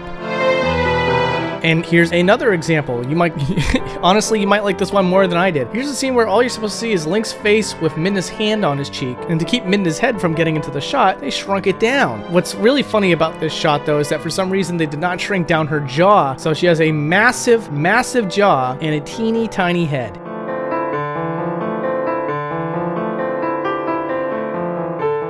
And then when you're in the Goron mines, there's these parts with lava, and during these scenes there's this nice little heat wave effect. It's really funny how it's pulled off though. If we've just panned the camera back just a little bit, you can see that it's pulled off by having a distortion filter on individual squares, and then they just kind of launched those squares vertically in front of the player's view. And then here's two great examples of the developers trying to avoid having to load in an entirely different scene. There's a flashback scene with Colin talking in the Faron Woods, but the map is loaded in Kakariko Village. And so by panning the camera out, you can see that they saved on resources by just throwing them above the Kakariko Village map and placing a Faron Woods texture behind them. This same effect is pulled off with Ilia, where the developers decide to load in the Faron Woods map, but make the transition seamless by having the inside of a Kakariko Village building placed behind her as a texture. In fact, they transition it quite well by just fading away the picture to a white square that was behind that, and then they fade away the white square into the scene that you see here. Here's a funny little tidbit. Most of the time, Midna just goes underneath Link and becomes his shadow, which is a really nice effect, but that's an in-game animation, whereas this scene right here is a cutscene animation. And so the developers did not have the added benefit of how that effect works in-game, and you could just see a flattened Midna underneath Link's boot. Here's a cool little developer trick. The skull cannot be seen by the player, and so it's hidden off to the side. However, the player does get to see an explosion that represents you defeating the boss. It's just that you're not going to be able to see the boss particles actually break. It's just going to be the smoke effect that you see throughout the game. I guess that's one way to make it a heck of a lot easier on the developers. And this one's one of my favorites. This is the portal to the Twilight Realm. And when you take the camera behind it, you can see that obviously there is nothing back there except for the fact that there seems to be 3D depth in the portal itself. Well, during the cutscene when you see this portal, that masking effect is completely removed so you can see how the portal actually works. See, that depth that you're seeing right now is always there. It's just that the game basically culls out all of that and only shows itself in the intended spot to give it that portal effect. Anyways, now let me show you various zoom outs of Castletown from various different quadrants.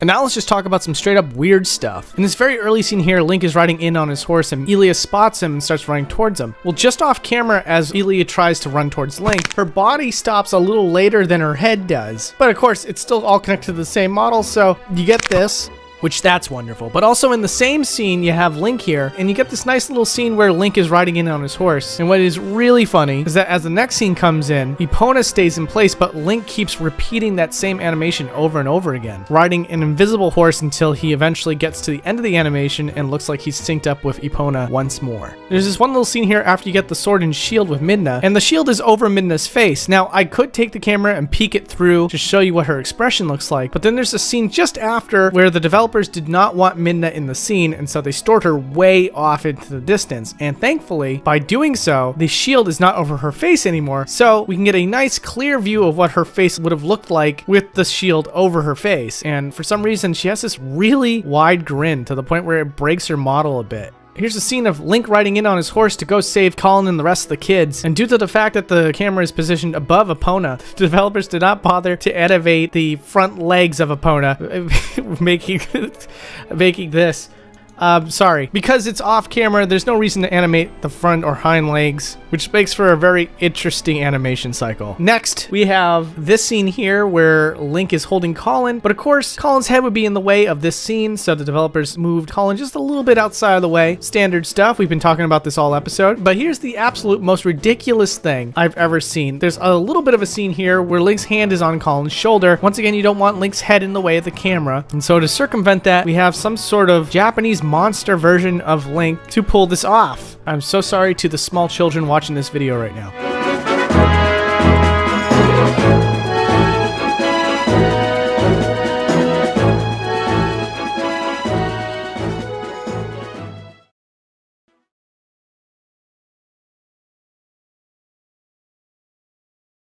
So the first thing I want to talk about is at the very start of the game, and it's, well, what other way can I put this? There's Shadow Link at the very beginning of the game. Now, at first I was convinced that this is actually Shadow Link. They gave him unique eyes and everything, but I was a little bit wrong. See, there's several layers to Link's eye, and that white spot is the light reflecting off of his eye. Now, I don't know why this one texture on this model is not dark like the rest of the model, but in the end, we got a creepy Link for a very creepy scene. And during the final scene of Link's dream sequence, we find the imprisoned in a dark area. But where is this dark area? I would have just imagined it was in the void. But I guess that was a foolish assumption. So then where is he? Apparently, they made a black space for him and tucked him and Link underneath Skyloft. I never would have figured that, but I guess it makes sense. It makes it easier to load up Link's room once you start the game.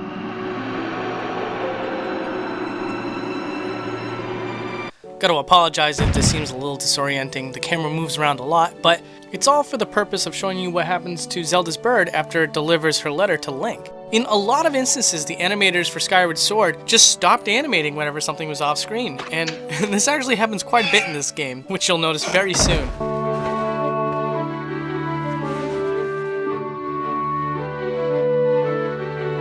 So the team didn't think it was worth the effort to make a letter for Link to read, so instead we get a back shot of him. So what's going on in the front? Well, if you look at the front, you can find that he's holding the sealed envelope with a dulled expression on his face. So here in Link's room we have a wardrobe filled with tons of random junk. According to the game, there's nothing useful in here, which might be true, but that's not important. What's interesting about this wardrobe is that once Link closes it, the items inside disappear. Don't believe me? Let's take Magic Camera inside and take a look. Looks pretty empty to me. Now let's slow down the game and see when the items disappear. We'll do this in super slow-mo, that way you can get a better idea of what's happening. Now, once Link closes these doors, everything should disappear. My best guess is that they save space by not having the items load. I'll let you be the judge of that.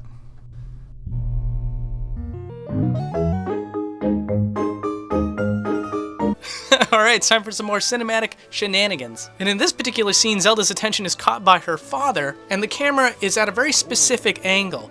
And you can still see Zelda blinking, despite the fact that it's nearly off screen. Now, you'd be surprised how aware the animators were of this, because when you turn the camera over, you can find out that only one of her eyes is blinking.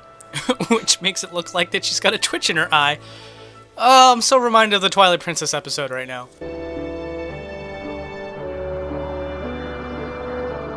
So you may notice in the scene that Zelda's father his face lights up as his daughter runs away.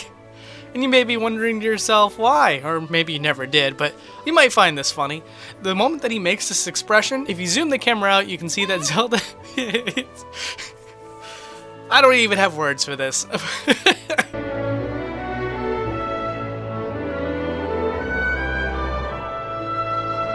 So here we have the famous cutscene where Link's pushed off Skyloft by the well-meaning, if a little bit careless, Zelda. But if we take the camera away from where it's originally positioned, excusing Link's horrifying scream, we can see where he falls to when he's off screen. And he seems to just be chilling there, having a casual mid-air nap. Comfy.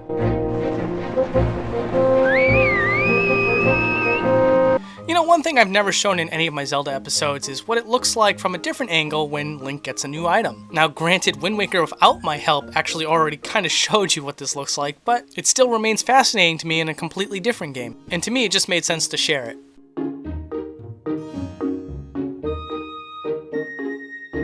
At the Chamber of the Sword, we have the cutscene where Link meets Fi. During this scene, there's a flashback sequence of Zelda herself. As she tells Link of the surface, we can see her surrounded by what appears to be nothing but darkness. But if we take the camera to a different angle, that's definitely not a dark room like we expected it was. And hey, that's the chamber that Gabora, Fi, and Link are in. Well, what do you know? Zelda's flashback takes place in the same room where we are, presumably to cut down on loading times and make the cutscene flow a little better.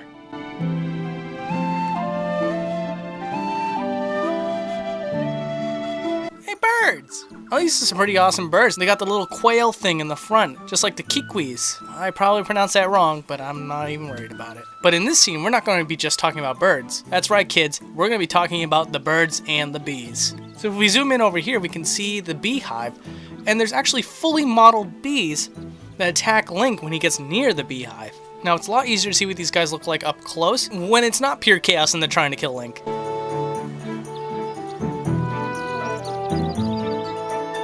And it's a beautiful day in Farron Woods, sunny skies, cool breezes, perfect day to relax. Or it would be if it was actually a nice day. As is the case with many other things in Skyward Sword, nothing here is quite as it seems. For example, if you take the camera and pull it back around Skyview Temple, you can see that the dungeon part of it isn't really there, which begs the question as to where Link goes when he's doing his hero business. Furthermore, the area around the temple looks like it's an endless amount of green and trees, but as you might expect, pull the camera back a little more and all these locations are just flat 2D renders.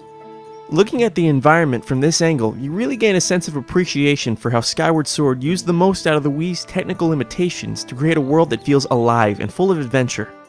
And also some flat Paper Mario trees.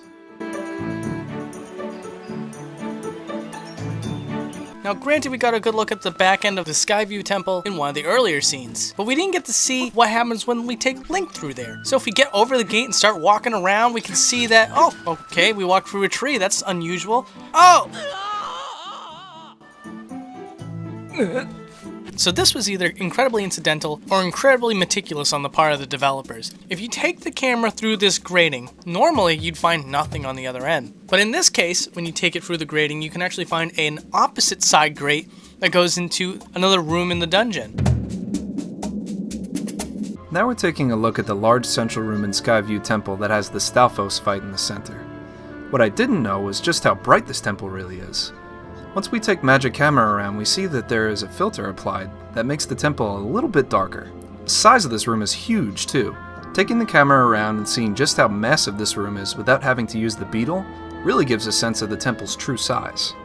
Once we zoom out, you can catch a glimpse of the adjacent room, which uses the same skylight as this one.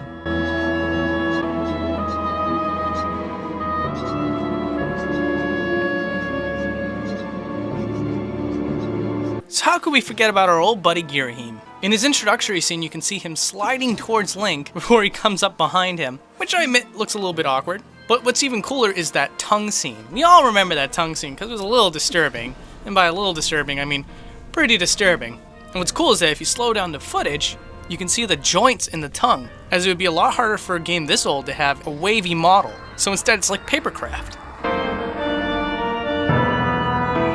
Ah, Eldin Volcano. One of my favourite areas from Skyward Sword. Great temple, great enemies, great music. But if you guys have ever wanted a better look at the volcano itself, my man Shesez has you covered. And just like that we can see the whole thing. And the trails of smoke coming out of the volcano itself aren't just a flat texture like I thought, they're actually animated. Huh. It turns out the entire area is rendered when Link's all the way up here, which I suppose adds a bit of realism. Hope you're not afraid of heights.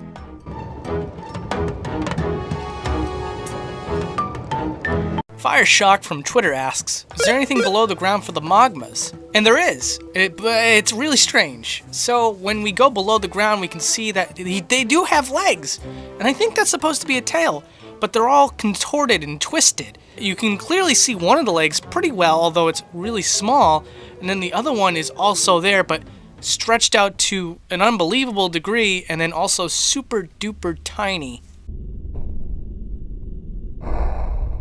Now we'll explore the sky in just a little bit, but one thing I really wanted to show off immediately is the entrances to the 3 main areas of Skyward Sword. It's really cool because those 3 main areas have textures underneath the clouds. And not just a texture, but they also have a little black box that's bounding them in, so these are teeny tiny rooms. Or actually, they're giant rooms because of how small Link is compared to it. It's actually really funny to see how close these 3 areas are in relation when you consider the fact that these 3 texture rooms are practically right next to each other. Now this is one long scene, but it's because I want to show you all the textures to all 3 areas. Like for example, here we have the desert area, and what's really interesting too is that because you're not going to be able to ever see the entire texture playing the normal game, they double up on the textures here and there. It doesn't look like it, it's pretty seamless, but in reality there's an image that's being doubled up 2 or 3 times. And the last up is Eldin Volcano. Unlike the desert, there's a little bit more geography to this area, which is relatable to the actual zone that you drop into. I gotta admit, out of all the things that I found in this game so far, this one's probably my favorite.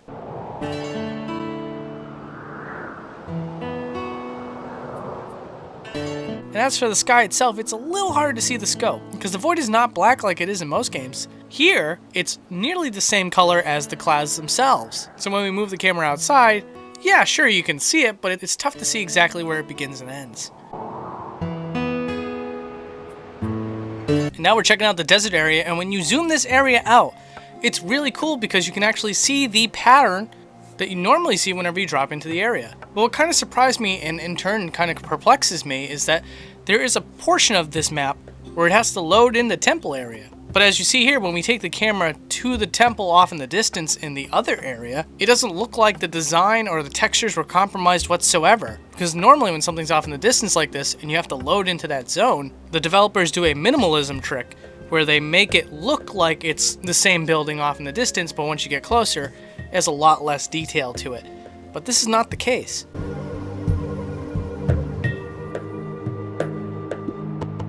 Next up is Moldarak, the boss so nice you had to fight him twice. Now this suggestion was actually submitted to me by ZeldaDungeon.net, and I feel really bad that I didn't give him this clip to do himself, but it was a good suggestion. He wanted to know what happens with Moldarak when he's underground.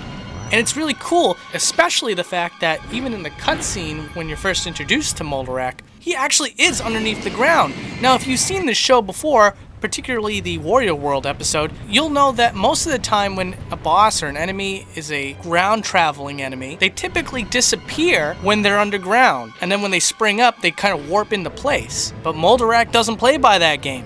Moldarak actually is underground the entire time, and the raised sand is exactly where Moldarak is at all times.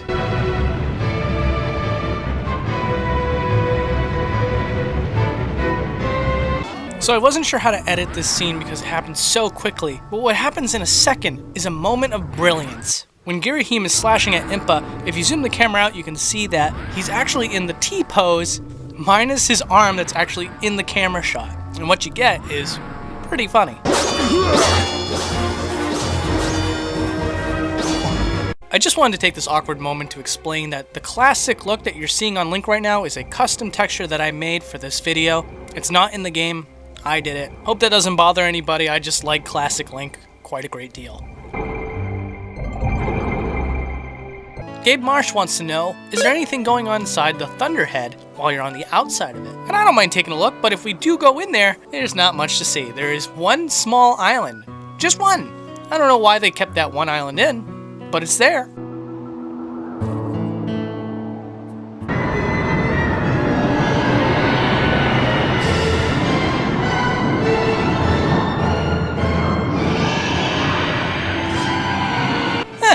These Twitter requests are starting to go into sequence.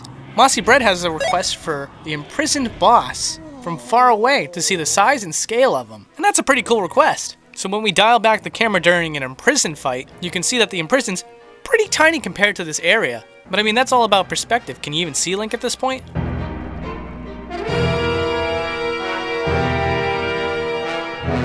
I think it's pretty safe to assume that this is every single person's favorite part of the game. Certainly mine is the time travel aspect in the ocean area. So cool. Now, there's a couple things I wanted to see. One is, what does it look like from up above? But more importantly, and more interestingly, what's going on down below? If we take the camera down below the water surface, you can see that the entire ocean is always there. This is not the same case for the ground areas, but for the ocean, the entire body of water is always rendered in. The desert is only a top layer texture to hide it.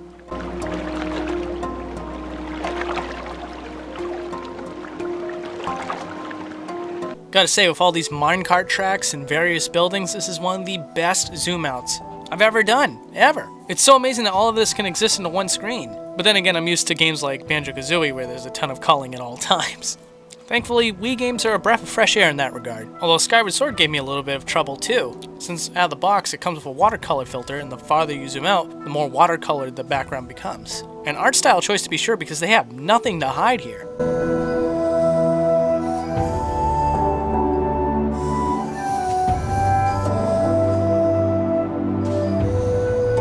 So here's a different perspective and zoom outs for my favorite boss in Skyward Sword, Tantalus. Now I know that weird creepy baby voiced golem thing with the sword is a lot of people's favorite boss fight, and it is pretty cool because you get to beat it up with a sword. Credit where it's due. But Tantalus reminds me of like an old school Kid Icarus boss. Something you'd see out of the 1980s for sure, where everything had either one eye or blue skin. But anyways, Tantalus is absolutely incredible. So glad that I was able to revisit this boss thanks to this episode. Okay, so this was just such an unusual request with such an unusual result, so I left it in. Eric asks, could you check what's beneath Dodo's hat on Fun Fun Island? Now this is incredibly strange, but if we look under Dodo's hat, we find the inside of Dodo's face. Now, I've seen this before, but this doesn't really happen anywhere else in Skyward Sword. So I'm baffled. I'm baffled that there was something there, and I apologize for how creepy it is.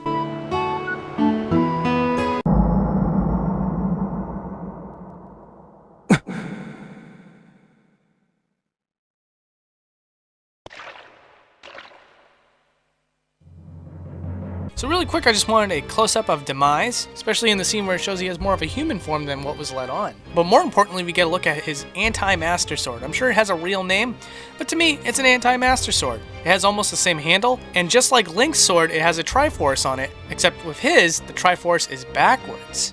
Now, I'm sure a lot of hardcore Zelda fans are rolling their eyes at me right now, but as a casual player, I'm only now noticing that the imprisoned scales are also on Demise's body. And this is absolutely because tensions are no longer high, and I can just settle down and take a look at this character in peace. And the last Twitter request we're going to cover is from The Vidiots, and they ask for the zoom out of the final area of the game. Well, no problemo. The only thing is that boundary breaking doesn't look so great when there's water involved, so it's not a very fantastic looking scene. But at least you get to see what the skybox ends and take a breather. Enjoy the scenery.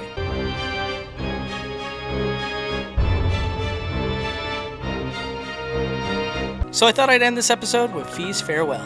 And if you look behind her, you can see a glowing silhouette of where the Master Sword should be. It's pretty symbolic if you ask me.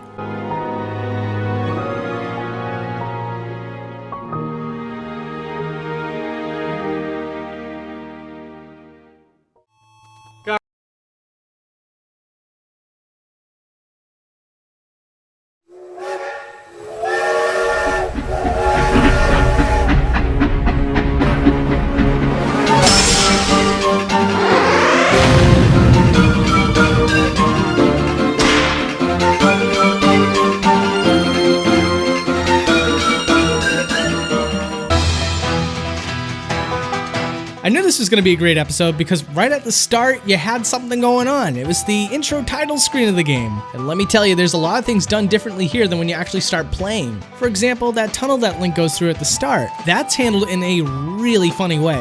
The quote-unquote tunnel is its own room. And as for that environment, yeah, it just keeps traveling backwards while the train remains in place. And then as for the track itself, for whatever reason, the environment underneath the track travels way further down than the player would ever be meant to see. It also includes a second track underneath the track that I believe is stored there after the cave scene. Why this happens, I have no idea, because like I said, on the overworld map of the game, none of this happens. And when you do a zoom out of this entire area, you can see that the train, in fact, is not traveling at all. Instead, it's an optical illusion, animating the textures all around it to give the perception of movement.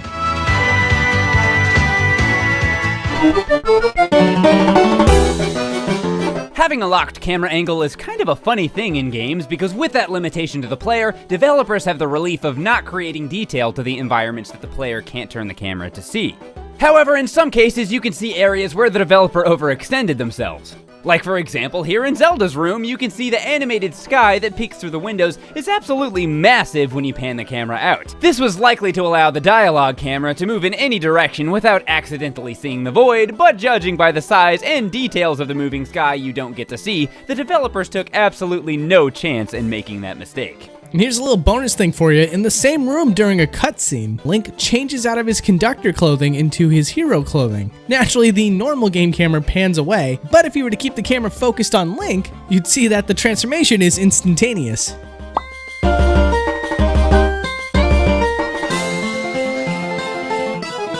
Alright, now I gotta tell you a bit of a story. So, those of you who played the game may remember a character named Ferris, who you had to find on the overworld map and pull over and talk to him. And when you talk to him, Link would get out of the train and have a little bit of a chat.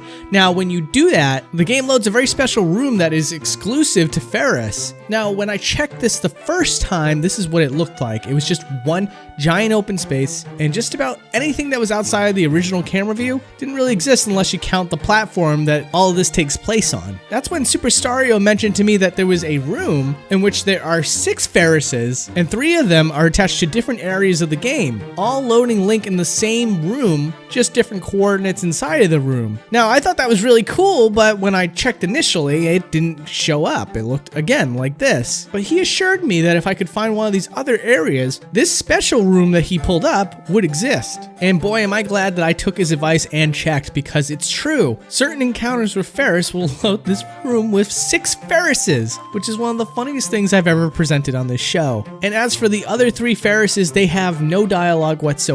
So if you were expecting some special secret message, unfortunately that is not the case.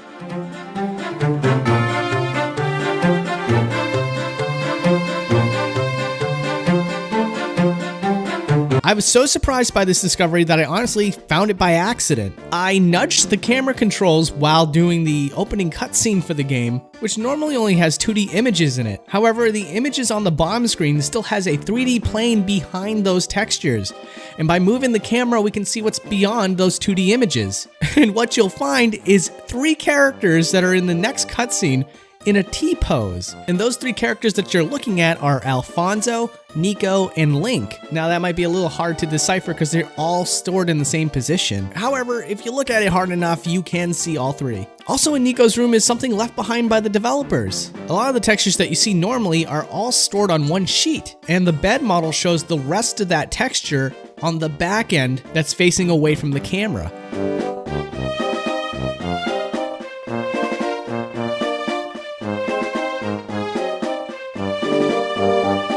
A lot like Sheik in the Ocarina of Time episode of Boundary Break, Byron's face is detailed underneath his mask.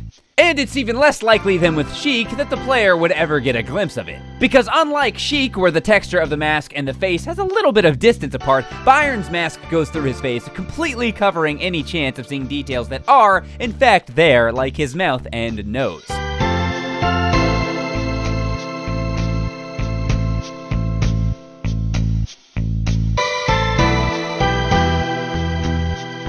So one of the greatest challenges to this episode was that there was culling, and a lot of it. Basically, everything outside of the in-game camera gets culled out except for the environment itself, which thankfully there was a solution to. Super Stario made a in-game camera for the Spirit Tracks episode. Now, it was a little bit difficult to control, so I am glad that we have the other camera. However, Super Stario's camera allows us to have environments that go from this to this, and I am absolutely ecstatic to be able to show that to you. However, that's not the same case for the overworld map. Unfortunately, it's not culling that causes things to go in and out of this area. Instead, objects are loading in real time. And so whether we have Super Stario's camera or the one that I've been using primarily for this episode, the overworld's going to look a little bit barren. But as a consolation, here's a low poly version of Link that is exclusive to the overworld.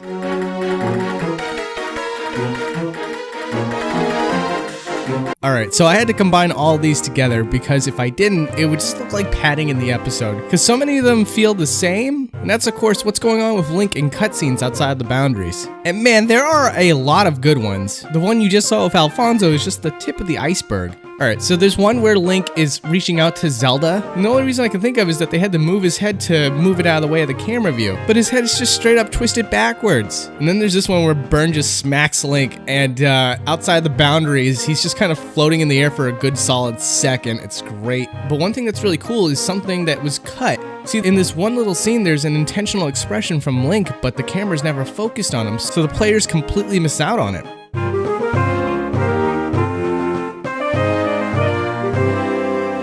Alright, you want some more zoom outs? I can give you some more zoom outs, why not? Here's a zoom out of Anuki Village, which is in the Snow Realm, and I really like the feel of these areas when they're zoomed out. It reminds me of like a Pokemon map or something. And in a certain cutscene inside of Zelda's bedroom, you could see that for whatever reason, sometimes the developers used a far more detailed version of the outdoors, even more detailed than what PBG was showing just a second ago. This version is used after Zelda is captured, as well as at the very end of the game. And over here is a boss room, and what's really weird about this is that despite the fact that the camera never ever goes outside of the boundaries to show you any of this, the boss room sits on top of a tower that's resting on top of a roof that is housed inside of an entire outdoor area. And to bookend this segment of zoom outs, why don't we give you a zoom out of Castletown.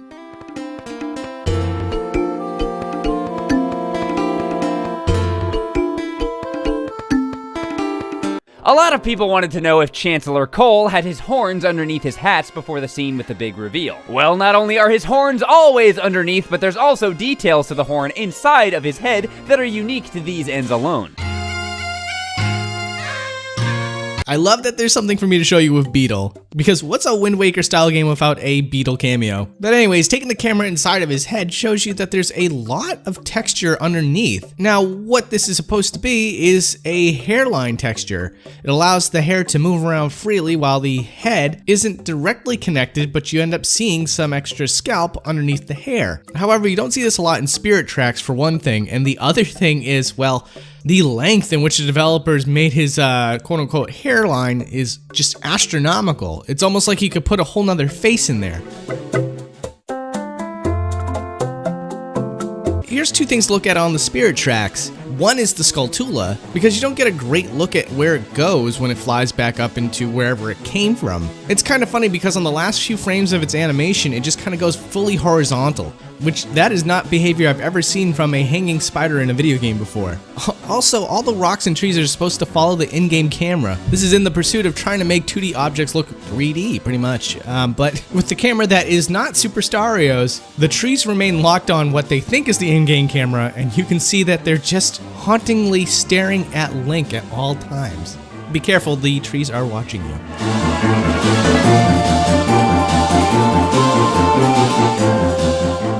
Alright, now that we're at the end of the game, we can start talking about some of the things that are in the ending cinematics. There's this one scene where Zelda reunites with her body. Now, if you were to take the camera out during this scene, you can see that that black that it fades to is actually just a single texture that doesn't even wrap around the entire environment. Just enough to cover up all the dimensions of the camera shot. Also, in the same scene where Link goes to catch Zelda, Zelda is supposed to land on top of Link off camera. However, the way this looks is a little interesting. He falls through the ground, which hashtag not interesting to a game dev, I suppose. But what's really odd here is that his expression changes. I don't know why. Obviously, no one would be able to see that, and obviously he's not positioned in a way in which you should be able to see that.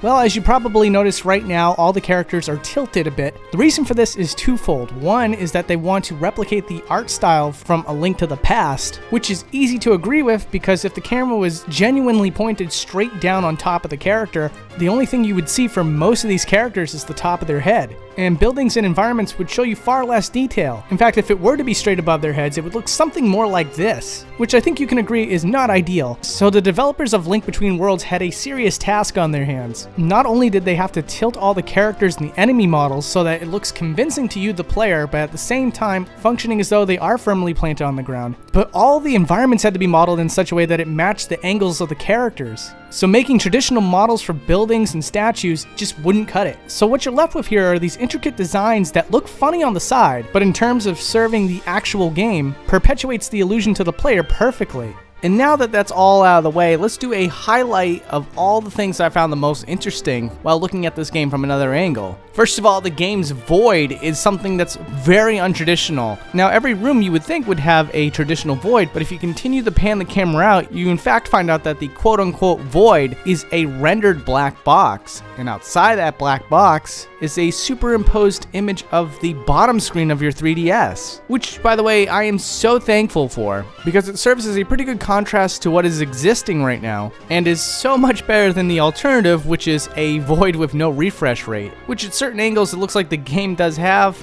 but trust me, your eyes will appreciate the fact that I'm not showing you that. So what are all the things that you can find while zooming the camera out? Well, one is a layering effect used to cover up the environment. Very quickly you can see the entire square that is used to make that filter, and that everything below it is unaffected by this haze. Also, in Princess Zelda's throne room, you can find an L-shaped texture of the outside world. The bottom half of the texture is never shown to the player, so it's kind of interesting that it was made here. And one of my absolute favorite zoom outs is when you go outside of a dungeon. There are environments shaped around the outside of the castles. And although the developers did a lot of resource management to make this game run at 60 frames per second, the detail that you can't see when you're outside of a castle is staggering. They overcompensate here by a large degree. It's great. And I think the one I want to show you the most is Hyrule Castle itself. What they did here is they used the texture of the Hyrule map and then gave that environment 3D depth. And like I said, so much of this is not shown to the player. And in fact, with a lot of these areas, if I was able to remove culling before having to produce this episode, there would be even more to see. As for everything else, it looks like most of these areas just have a dome, like flipped upside down, which is, again, untraditional, but given the circumstances of A Link Between Worlds, it does make sense. Since the camera is almost always pointed down, and hardly ever pointed up, it makes sense to make most of these just a bowl, although there is one example where it's a full sky dome, and that is in the Chamber of Sages. Now let's start moving the camera closer into the environment and start to find things that are hidden within it. One of the things that I absolutely loved is how the Zoras seem to work underneath the water. Now in truth, the water in The Link Between Worlds is really shallow. However, when the Zoras dive back underneath the water, you might notice that they're not present or visible. But the character model is there. It's just underneath the entire map. And it's great because you can see the model completely static and ready to be queued up for its animation once again. Something similar happened when I first encountered Yuga in the cutscene where he's summoning Ganon. Surprisingly, before you even get to see Ganon, in this split second, and I have to slow the footage down because it just doesn't show up on screen for very long, you can see the Yuga Ganon model underneath the stage in a T-pose. In fact, the cutscenes seem to love to do this pretty often. Like in the first stage cutscene where the character gets turned into a painting, the character model lingers after she's been pushed into the painting, and you can see it right here for a solid few seconds before it disappears. That same effect happens to Link as well as he goes through the wall. But by far my favorite thing in this whole episode is that the balls that roll down these hallways are on a looping track. I am not joking. Underneath the map you can see the balls rolling back up into the position in which it rolls back down again. I honestly couldn't believe it. Also, before Link ever gets to go to Lorule, there's various locations where there's supposed to be warp points, or travel points between worlds. However, before that pivotal moment happens, they don't exist yet. But if you take the camera through the walls, you can find artifacts that show you that it's supposed to be there at some point. And you know, earlier we talked about Zoras, so let's talk about the Zora Queen. In her bloating state, if you take the camera underneath and under the pool of water, you can see that her geometry all just meets to a center point instead of giving her legs. However, when she's transformed back, she does have legs that are never shown to the player, which is really cool. And also, underneath her legs is the Zora symbol at the bottom of the pool. Also in this tunnel here, you can see that it's fully modeled on the inside, despite the fact that you're not supposed to be able to see anything in this area. You know what, speaking of hallways, I totally forgot about the Link Between Worlds. This is a very special area that Link walks through, and if you zoom the camera out, you can see that it's just a large tunnel. It's very cool and trippy, and I have to admit, a little bit larger than it really needs to be. And by far one of the craziest things I found out of bounds was that this cutscene of Hilda shares the same room as the Chamber of Sages. Now, this cutscene happens just after the Chamber of Sages, so it kind of makes sense, but I certainly wasn't expecting it, and it's also really cool to see that Link is just standing right behind the painting and facing Hilda herself. Alright, here's just a couple of loose ends before we close the curtain on this episode. They don't really fall into a category of any kind, but I just kind of want to rattle them off because I found them to be really interesting. Here's a view of the witch up close. You can see that she has no eyes, and instead shadows are casted over them. Although there isn't any discoveries to be made, you can see the intro of the game from a different angle, and that the depth of these textures are rounded. The priest is one of the very few characters in the game to have eyeballs underneath his glasses. Many of the other characters have nothing underneath. This right here was a viewer request. As always, you can follow me on Twitter, where you are guaranteed to get announcements for the next upcoming episode that you can also leave suggestions for, as well as see a Boundary Break episode on Super Mario Serial. And the request was just to see the Master Sword inside the pedestal, and as you're going to see, the sword is fully modeled. Inside of Princess Zelda's office, you can see that there's a portrait on her desk, and that portrait is in fact the map of Hyrule. Another viewer request was to show off the baseball field. Now, outside of giving you a really satisfying zoom out, there isn't much to talk about. The Pokey Minch looking character from Earthbound is always behind the camera, and when the minigame is up, he walks into frame to talk to Link, but there is this idle animation over here that you can't see. The map that Link pulls out when he's fast traveling has nothing on the other side. Thought I'd just make sure that everybody knew that. For the Zora Queen, when she transforms, she zips really, really fast underneath the map. Fortunately, I wasn't able to catch just how far she goes, but safe to say at a certain point she does disappear. Also wanted to fill another viewer request. It was to see if there was anything on the inside of the Majora's Mask, and there is. It is modeled on the other side, which is something that can't be said for every object in A Link Between Worlds, so thank you very much for the great suggestion.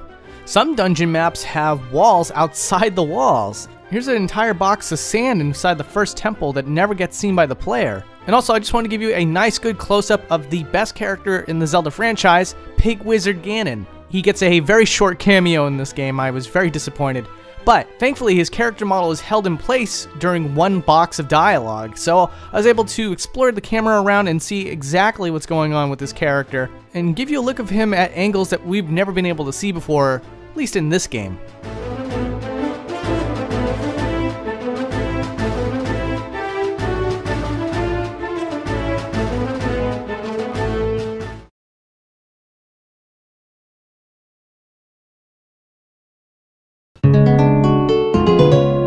So the very first thing I want to look at is the very first thing I wanted to know about while playing Breath of the Wild, which was what is going on with Villia's face. The game gives hints that there's actually something underneath that veil, so that Link can see Villia's true identity. But the player for some reason is never allowed to see this. We're even teased in the scene where the veil blows in the wind. However, thanks to Schools Out 1, we can actually see Villia's entire face, as well as the hair on Villia's head. And it's actually kind of surprising to me how featured Villia's face is, considering the fact that you never get to see it.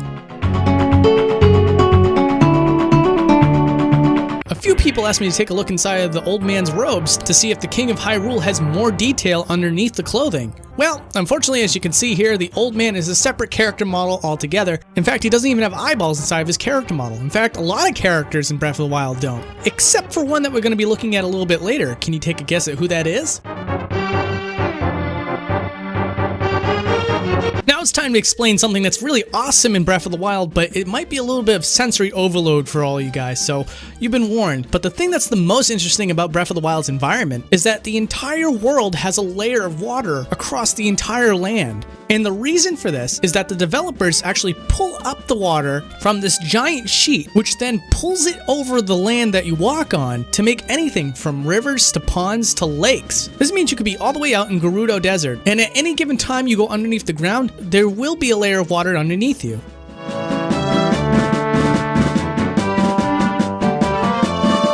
some folks want to know what it would be like to actually zoom out of the shrines, and while there isn't really much to see here, it is kind of fun to notice that it's its own separate entity. Every single shrine exists in its own loading zone, so if you're hoping to zoom up and see the overworld map, I'm afraid you'd be mistaken.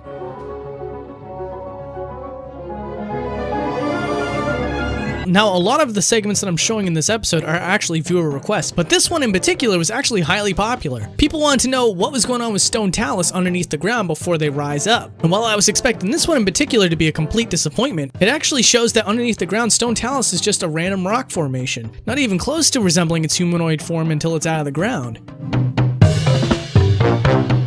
So collecting footage for the Great Fairy was actually really difficult. Now I won't get into specifics as to why that is, but if you're noticing that it's a little bit weird with the camera shots, it's because I was working with limitations here. Anyways, I'm still glad that I was able to get any footage of the Great Fairy, because apparently below the Great Fairy's waist is a slug body. No, I'm just kidding. I think it's supposed to be like a flower wrap or something, but when you see the character model in full, it sure does look like a slug. And since these shots aren't the most ideal, I actually did get some screenshots from the character model rips sent over by Nekorun. Alright, now I want to talk about the Deku tree, and it kills me that I have to say Deku because my entire life I've been saying Deku and apparently I was wrong. But anyways, let's start off with the Lost Woods. When we're able to get rid of all the clouds that cover up this entire area, we can actually see the Lost Woods in full, which is kind of nice because even when you're in the Lost Woods, they try to mask the entire environment with deep, thick fog. And fog is one of my least favorite things as a guy who hosts a show called Boundary Break, because you will see far less detail with it. But thankfully, once again, thanks to School's Out 1, fog is not an issue in this episode. So when we get to the Great Deku Tree itself, we can actually look at the entire tree in full, which again is something that's kind of difficult to do, but more importantly, we can actually see inside of the Deku Tree, which actually has two secrets to hold. The first one we'll start off with is the fact that there's actually some flowers growing inside of his mouth. Now this is not something you'd be able to see even if he was speaking in the cutscenes, which leads me to believe that this was a gag left by the developers. And the other thing worth noting is that the Great Deku Tree also has eyeballs. Remember when I mentioned that thing earlier? Yeah, you remember. Anyways, the Deku Tree has eyeballs, but no pupils or anything, so it's kind of unusual that it even has eyeballs, seeing as having eyeballs doesn't really do much for it in cutscenes or anything else.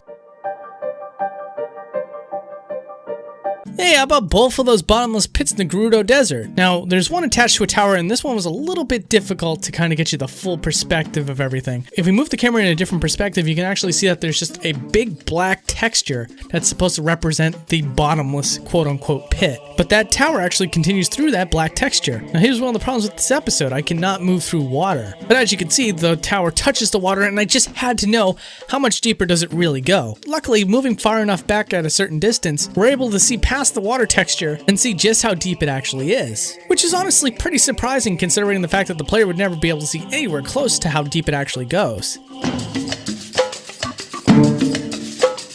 The other pit is the arena with Master Koga. Now, some of you might already be asking, what does it look like when Master Koga falls in the pit? I'm going to assure you right now, he's not in there after the cutscene plays through. But I can show you the depth of this actual pit. And from a side view, it looks pretty awesome. But of course, folks are going to want to know what it looks like when you actually go through the pit. And even though there's no obligation to do so, the developers actually did put a bottom into this pit. So I guess in both cases, these are not bottomless pits. These are actually pits with bottoms. You know, just in case your friends try to say otherwise.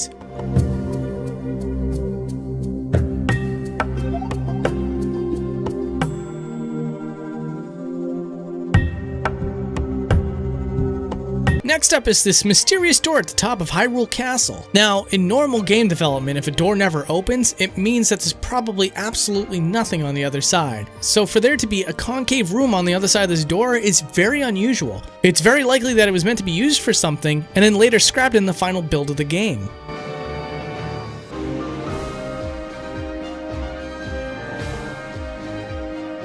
So most people aren't dumb. They've pretty much figured out, without any help from me at all, to figure out that when you go inside of a divine beast, it pretty much loads a separate area, or at least it seems that way. So a lot of people are asking me what exactly is going on outside of the boundaries when you're inside of a divine beast. And well, I really can't get away with just telling you that there's really not much going on out there. I'm just gonna have to show you with each and every single one. And we'll start off with the elephant divine beast, Varuda. When we go outside of the boundaries with Varuda, it looks like really nothing's changed. It looks like the entire world of Hyrule is still out there. But there is one major difference. It turns out that Hyrule will not load normally for you. Instead, the entire land is in low poly mode, which means that if it's in low poly mode, Link can't stand on any of the ground. But this does give us an excellent opportunity to see certain areas in low poly mode without it loading into the correct polygon count. Like for example, the Zora domain here. Now we can just take our time and look at it in all of its low poly glory.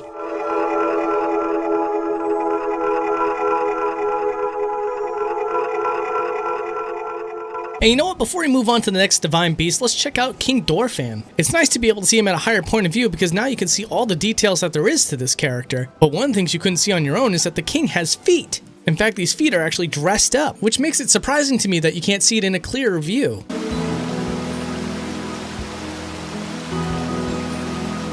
Now let's move on to Vah Naboris and try the same thing. As you can see here, once again, it's all just a low poly Hyrule. But let's not leave the desert just yet. In fact, let's address something that we've been ignoring all the way up to this point, which is the land outside the borders. Probably the most highly requested area that people wanted me to look at outside of the borders is in Gerudo Desert. Now I have to admit, for every area that we're going to be looking at outside the borders, there's just not a lot to look at here. It's just really interesting to see that there is a fully connected land here to compose a believable world. The only thing is that when your character starts walking outside those areas, it's not inhabited with anything, so there isn't a whole lot to look at.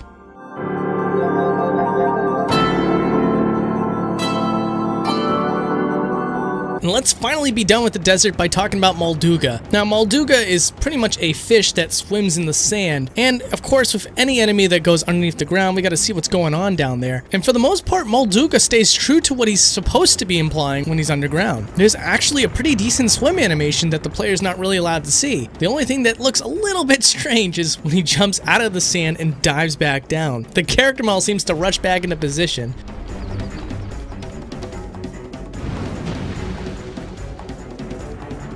Now this is probably the most unusual request. There was actually someone on Twitter that showed me an image of where the two observatories actually meet in their line of sight. So I went ahead and checked it out for him, and I couldn't really find anything in that exact coordinate. I mean, I'm kind of just guessing because the map doesn't really seem to follow you at that point. But for the most part, there really wasn't anything out here. In fact, the one thing that's really neat though is that the developers seem to reuse shadow textures that were made for certain structures and buildings throughout the entire world. For a moment, I thought these were shadows for all new buildings, but unfortunately that's not the case.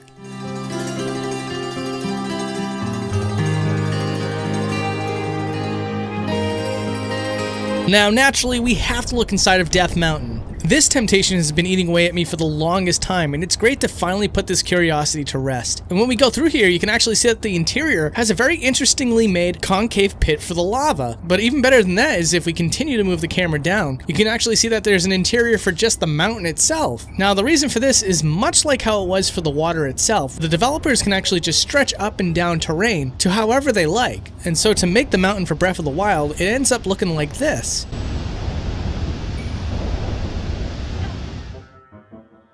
So I know I said that I would look at all 4 Divine Beasts, but for the sake of saving time, I'm just going to skip over to the one Divine Beast that actually does things a little bit differently, and that's Vah Rudania. See, with Vah Rudania, you don't get the entire Hyrule. Instead, he gets his own arena that's supposed to look like it's in the inside of a volcano. But as we know from the clip that we just saw, this is a much different looking interior to a volcano than the one that's actually in Hyrule.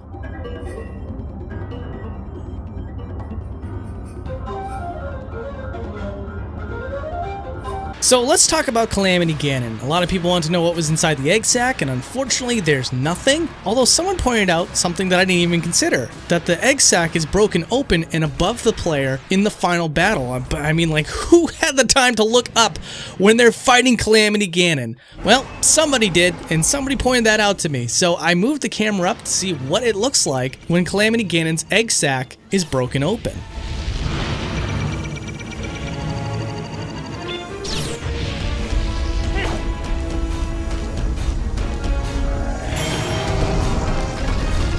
And now it's time for the moment that I think a lot of us were waiting for. It's a full zoom out of the entire land of Hyrule in Breath of the Wild, which also happens to include the entirety of the out of bounds areas. And a fun little fact, the only reason why the Wii U can actually handle seeing all of this at once is because when you move a far enough distance away, the environment starts to become more and more minimalized. A lot of what you're seeing down there are 2D textures for trees, buildings, and whatever else. And people and monsters are unloaded entirely.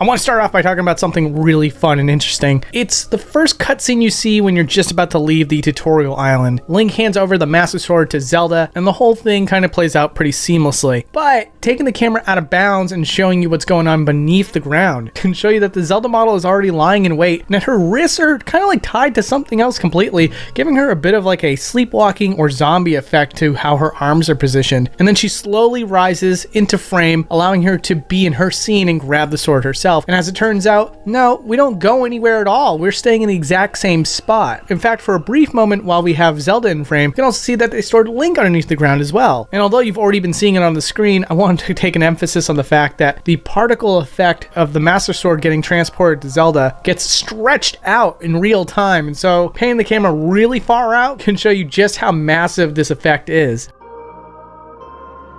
And then we had a viewer request where the viewer wanted to know what happens to the Zelda model as it's shown in this scene here, because she rises into the sky and it kind of cuts off before you can even see what's going on. Well, it's not all that special. The model just sort of disappears and turns into a sprinkle or fairy dust or a twinkle, if you will. And it does go quite a bit of a distance before it finally disappears. And then one of the things I really wanted to know about was the Ascension ability, because seeing Link go through the environment in real time and have this effect happen, I'm wondering what exactly happens to the environment itself. And it turns out that the entire environment gets culled out during this time, and Link is trapped inside of a prism that shows that color that shows up behind the effect that you can see here. Only by taking it at certain angles are you even able to tell that it's a cube, which is really interesting.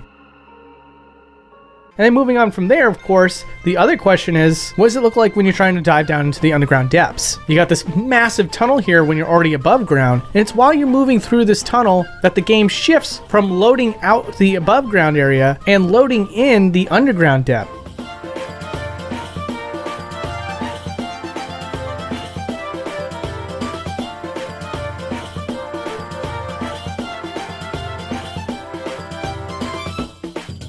Which is very different from how it works in the areas that are in the sky, because the surface of Hyrule is loaded in at all times. Now granted, whenever I took the camera out to this area before moving there, everything stays in a low level of detail. So there may in fact be some sort of loading going on here, despite the fact that it all looks so seamless. Because if I was to go all over the map while on the surface, you would see that all the level of detail just sort of loads in as I move the camera around. And a moment ago, we were talking about the underground depths, and even when you light it up, there's still a darkness that sort of surrounds the area. Granted, you can see a lot better for where you need to go, but if you look straight up, it's pitch black still. So, thanks to Bitzilla, we were able to remove all of the effects that makes this area look so dark, and when you do that, you can see that there is a ceiling to this area with its own set of textures and everything. The underground depths looks a heck of a lot different when you can see everything that the area has to show.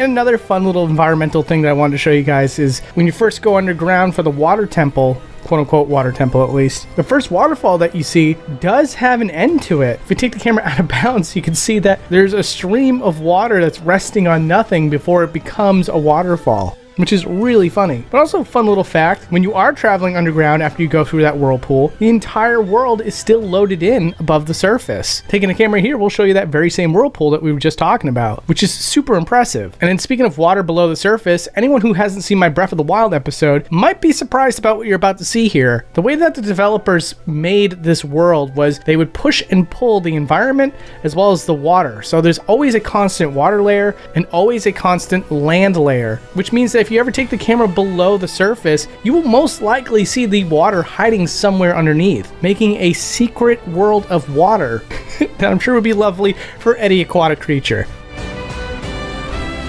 And one of the cool things that's going on with these shrines now is that they show you a preview of what's going to be inside the shrine. Now, how did they pull that off? Well, you can't find this environment anywhere on the map. It's likely culled out, but the game uses a projection of this area and then sort of maps it to this geometry that's housed inside these shrines. So taking the camera inside of the shrine itself will break the illusion for you and can kind of show you where the projection starts and ends. And how about when you're inside the shrines? What does it look like when we pan the camera out? Well, it's different from Breath of the Wild, so you end up seeing something entirely different. It's very simplistic out of bounds, and no, you cannot find the overworld map anywhere at this point in time. You're basically loaded into a separate zone. But now we're moving on to the title screen of the game. Did you know that this is not a HUD element, but in fact a fully 3D environment. And by tilting the camera around, you can see floors and other walls that normally you would never ever get to see. I'm trying to get a lighting mod so that I can show you just how much of this environment you can see. This is a bit of an editorial note. If you are hearing this message right now, that means that we did get that lighting mod, and you can see just how much there is to see here. Otherwise, it would be caked in darkness.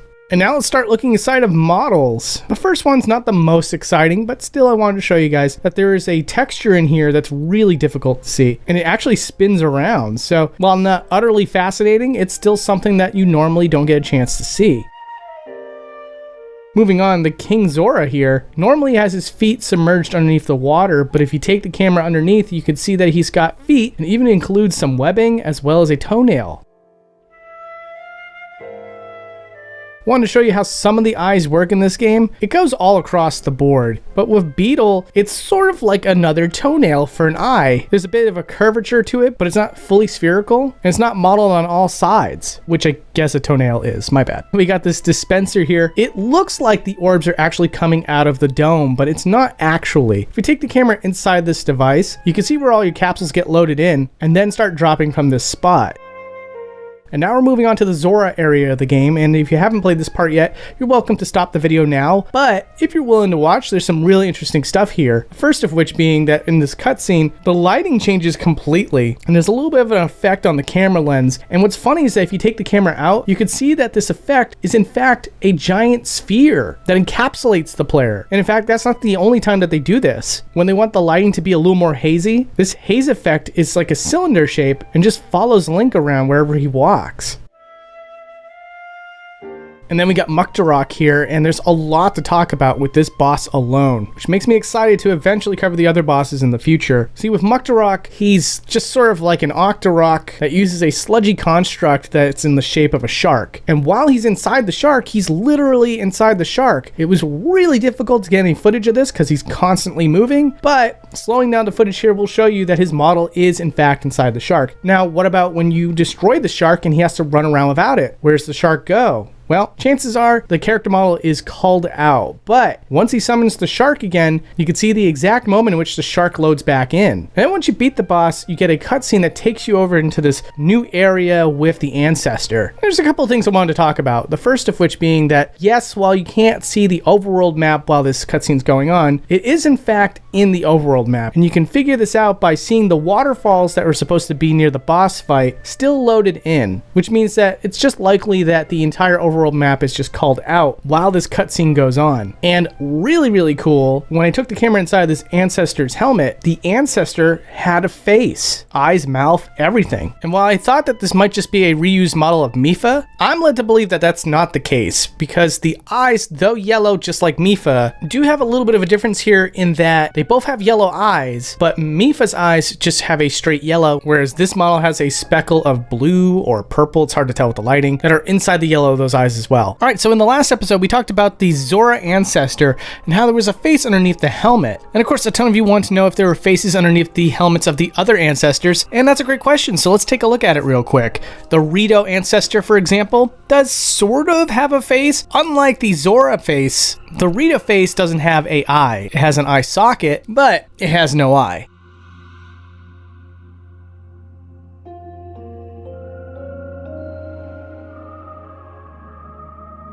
And the Goron ancestor is in an even worse spot, having no face at all. And this is probably due to the fact that the beard can cover up any resemblance of a face that could be peeked underneath the mask. However, the Gerudo ancestor has some of the best results. Taking the mask underneath here can show you that she has a fully modeled face with green eyes, as well as a lime green or a yellow lipstick. But hey, let's not stop there. Let's talk about more characters with faces underneath things. Master Koga, for example, doesn't have a face per se, but there was something going on behind his mask, and I wanted to take a better look at that. So I looked for a model of the character and removed the mask just to show you exactly what's going on behind it. And much to my surprise, there is a fully modeled head as well as straps that go all the way over the model. It's pretty cool stuff. But we're not even close to being done with the models yet. You guys might remember this enemy here, and due to the fact that players typically shoot this with an arrow and don't get all that close, you don't get to see some of the finer details of it. And there's a couple of things to talk about, one of which being that its eyes are actually a series of faces, which is really creepy looking. But even funnier than that, if you take the camera inside of the model and look at the teeth, there are markings that would normally never be seen by the player on the teeth themselves.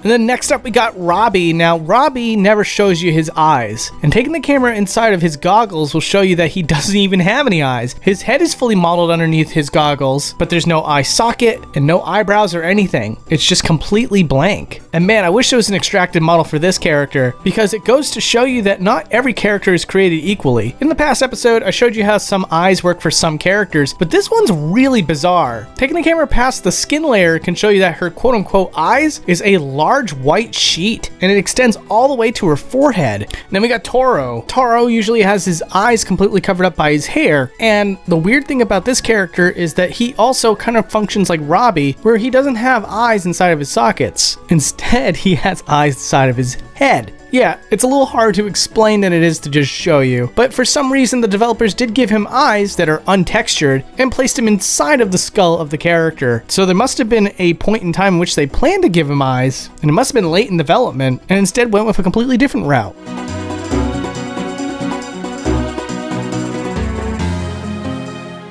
And then there's this dragon that, if you know, you know. And I just wanted to briefly talk about it for a second because its eyes have massive domes, which is cool and everything, but then even cooler than that is that all the way in the back of its throat is a uvula, which is something you don't normally see in any of these character models.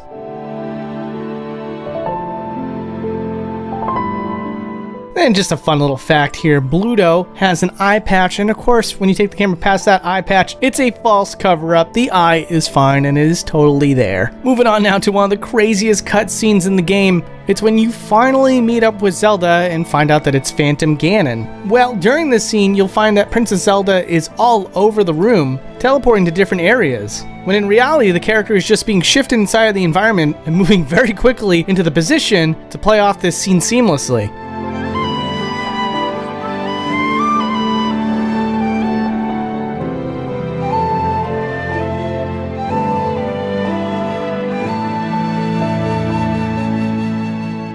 Also, something that's really cool is that this scene sets up this room to be completely restored to its former glory. And if you take the camera outside of its intended boundaries, you can see that in real time. And in fact, taking the camera way outside of its intended boundaries can show you a cube that houses this environment.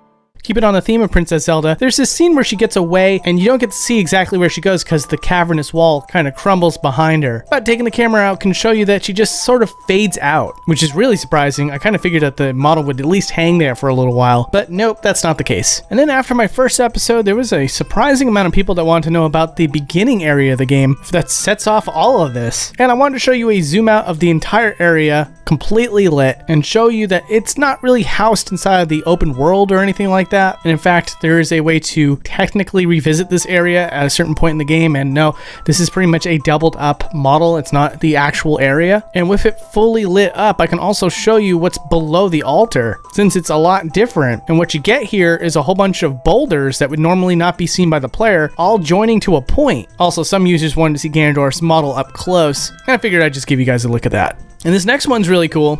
Good friend of the channel, Vinny Vinesauce, definitely check out his stuff. Saw something really bizarre in one of his streams sometime and somebody linked me to it. Whoa, game didn't load.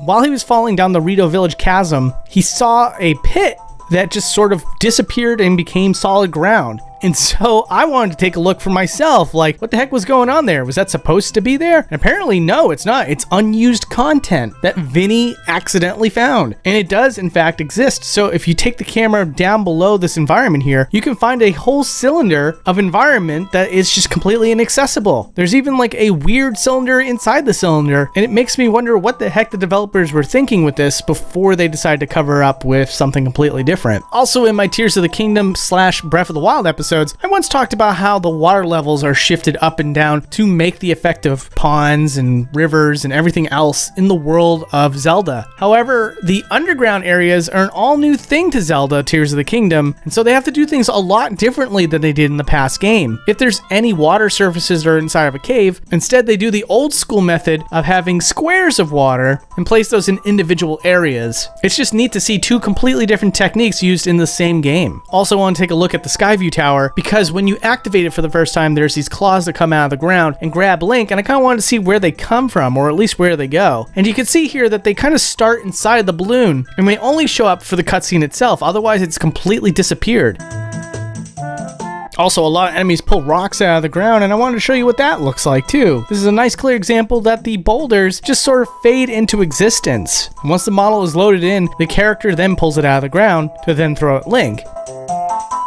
Now let's do a zoom out of the Rito dungeon because it's inside of a cyclone. And since it's inside of a cyclone, things outside of the cyclone are loaded in a lot differently. No longer is the overworld map here, and instead, what we got is a giant flat rectangular plane, as well as a few of the sky islands that were there to get you inside the cyclone. However, there is evidence to suggest that the overworld map is called out here because you can find a little bit of particle effects that is normally used underneath the Hyrule Castle. Snapping you back into models for a second here, I wanted to show you the Moblin and how its eyes work compared to the other characters in the game. These ones use a full orb, and the entire orb has a glowing effect, which is pretty cool. And also Moragia, the worm thing that comes out of Death Mountain. If you look at its model from inside the mountain, you can see that it has a unique texture that can't normally be seen by the player. And speaking of worm-like things that normally can't be seen with its entire model, Phantom Ganon's hands have a bulb that the player is normally not meant to see. Sometimes the game's logic doesn't work quite right, and you might be able to see this on your own, but it's not intentional by any means. So what I'm showing you here is the portion of the model that the developers hope you don't get a chance to see. And now we're going to take a look at the Goron models, because the Goron models are very interesting in that when they roll around, they're using a different model entirely. How can I confirm that? Well, if you look inside the model, there is no Goron phase. There is a sort of geometry that does clip into the model, but it's nothing like the character model when it's standing straight up. For example, Yunobo here should have a wrestler-looking luchador mask, and you're not going to find that anywhere inside this model. And then this is pretty cool. This cutscene has monsters that load in early before they're used in the same scene. If you take a look right here, you could see them all stacked into one spot, and there's not a lot to say. It's just really cool and interesting. Here's also something that's really bizarre. Taking the camera outside of the fire temple can show you a weird texture that's just floating above the underground map. It looks like a spherical object on top of a horizon of some kind. It's all resting in a square shape. And speaking of weird textures, over here we have these birds, and sadly we can't get too close because the game is designed to have them unload if you get a little too close with the camera. But zooming in the footage will show you that they have a low level of detail that the game is really good at hiding. And then these Gibdos come out of these mushrooms, and this one's really cool too. You can see the puckered areas of the pores of the mushroom that the Gibdos fall out of. And by slowing down the footage, we can show you the exact moment in which the Gibdos spawn in.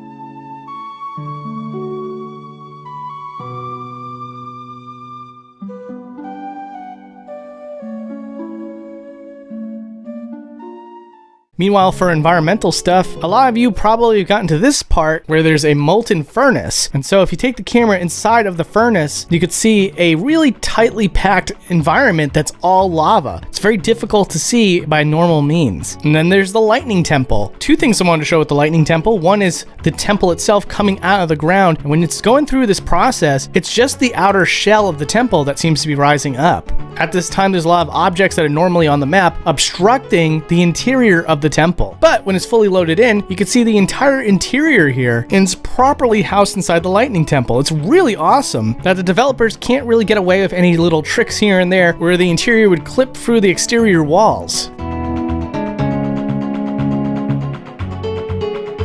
And then next up, I was able to look at lightning and see how that effect is pulled off. Moving the camera over can show you that the lightning is supposed to face the camera at all times, but taking the camera and manipulating it at certain angles can show you the lightning is just a simple 2D texture.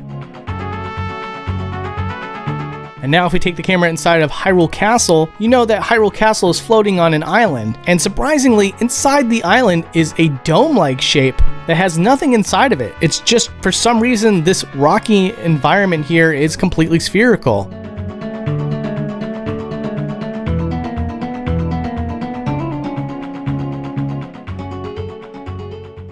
And speaking of environments, the Lost Woods, we were able to remove all the fog, and because of that, you can see all the 2D textures that are supposed to represent the trees. It's awesome because normally this camera doesn't allow you to see the low level of detail, but for things like the shrines here, it's completely affected by the game's ability to load in high levels of detail. So now you can see that it's missing things like the arms that usually wrap around it. And alternatively, while you're inside the Lost Woods, if we zoom the camera out, we see a nice good look at the Deku Tree. And by the way, if you haven't seen the first part, make sure you check it out. There is a lot more content that wasn't featured in this episode, so it's definitely worth your time. Big thank you to everybody involved that made this episode possible, and also thank you so much to Nintendo for allowing me to have this content up on the channel. As of this moment of recording, the first part is still up, and I appreciate being given that opportunity. All right, well anyways, take care everybody. I'm sure we'll see each other again soon.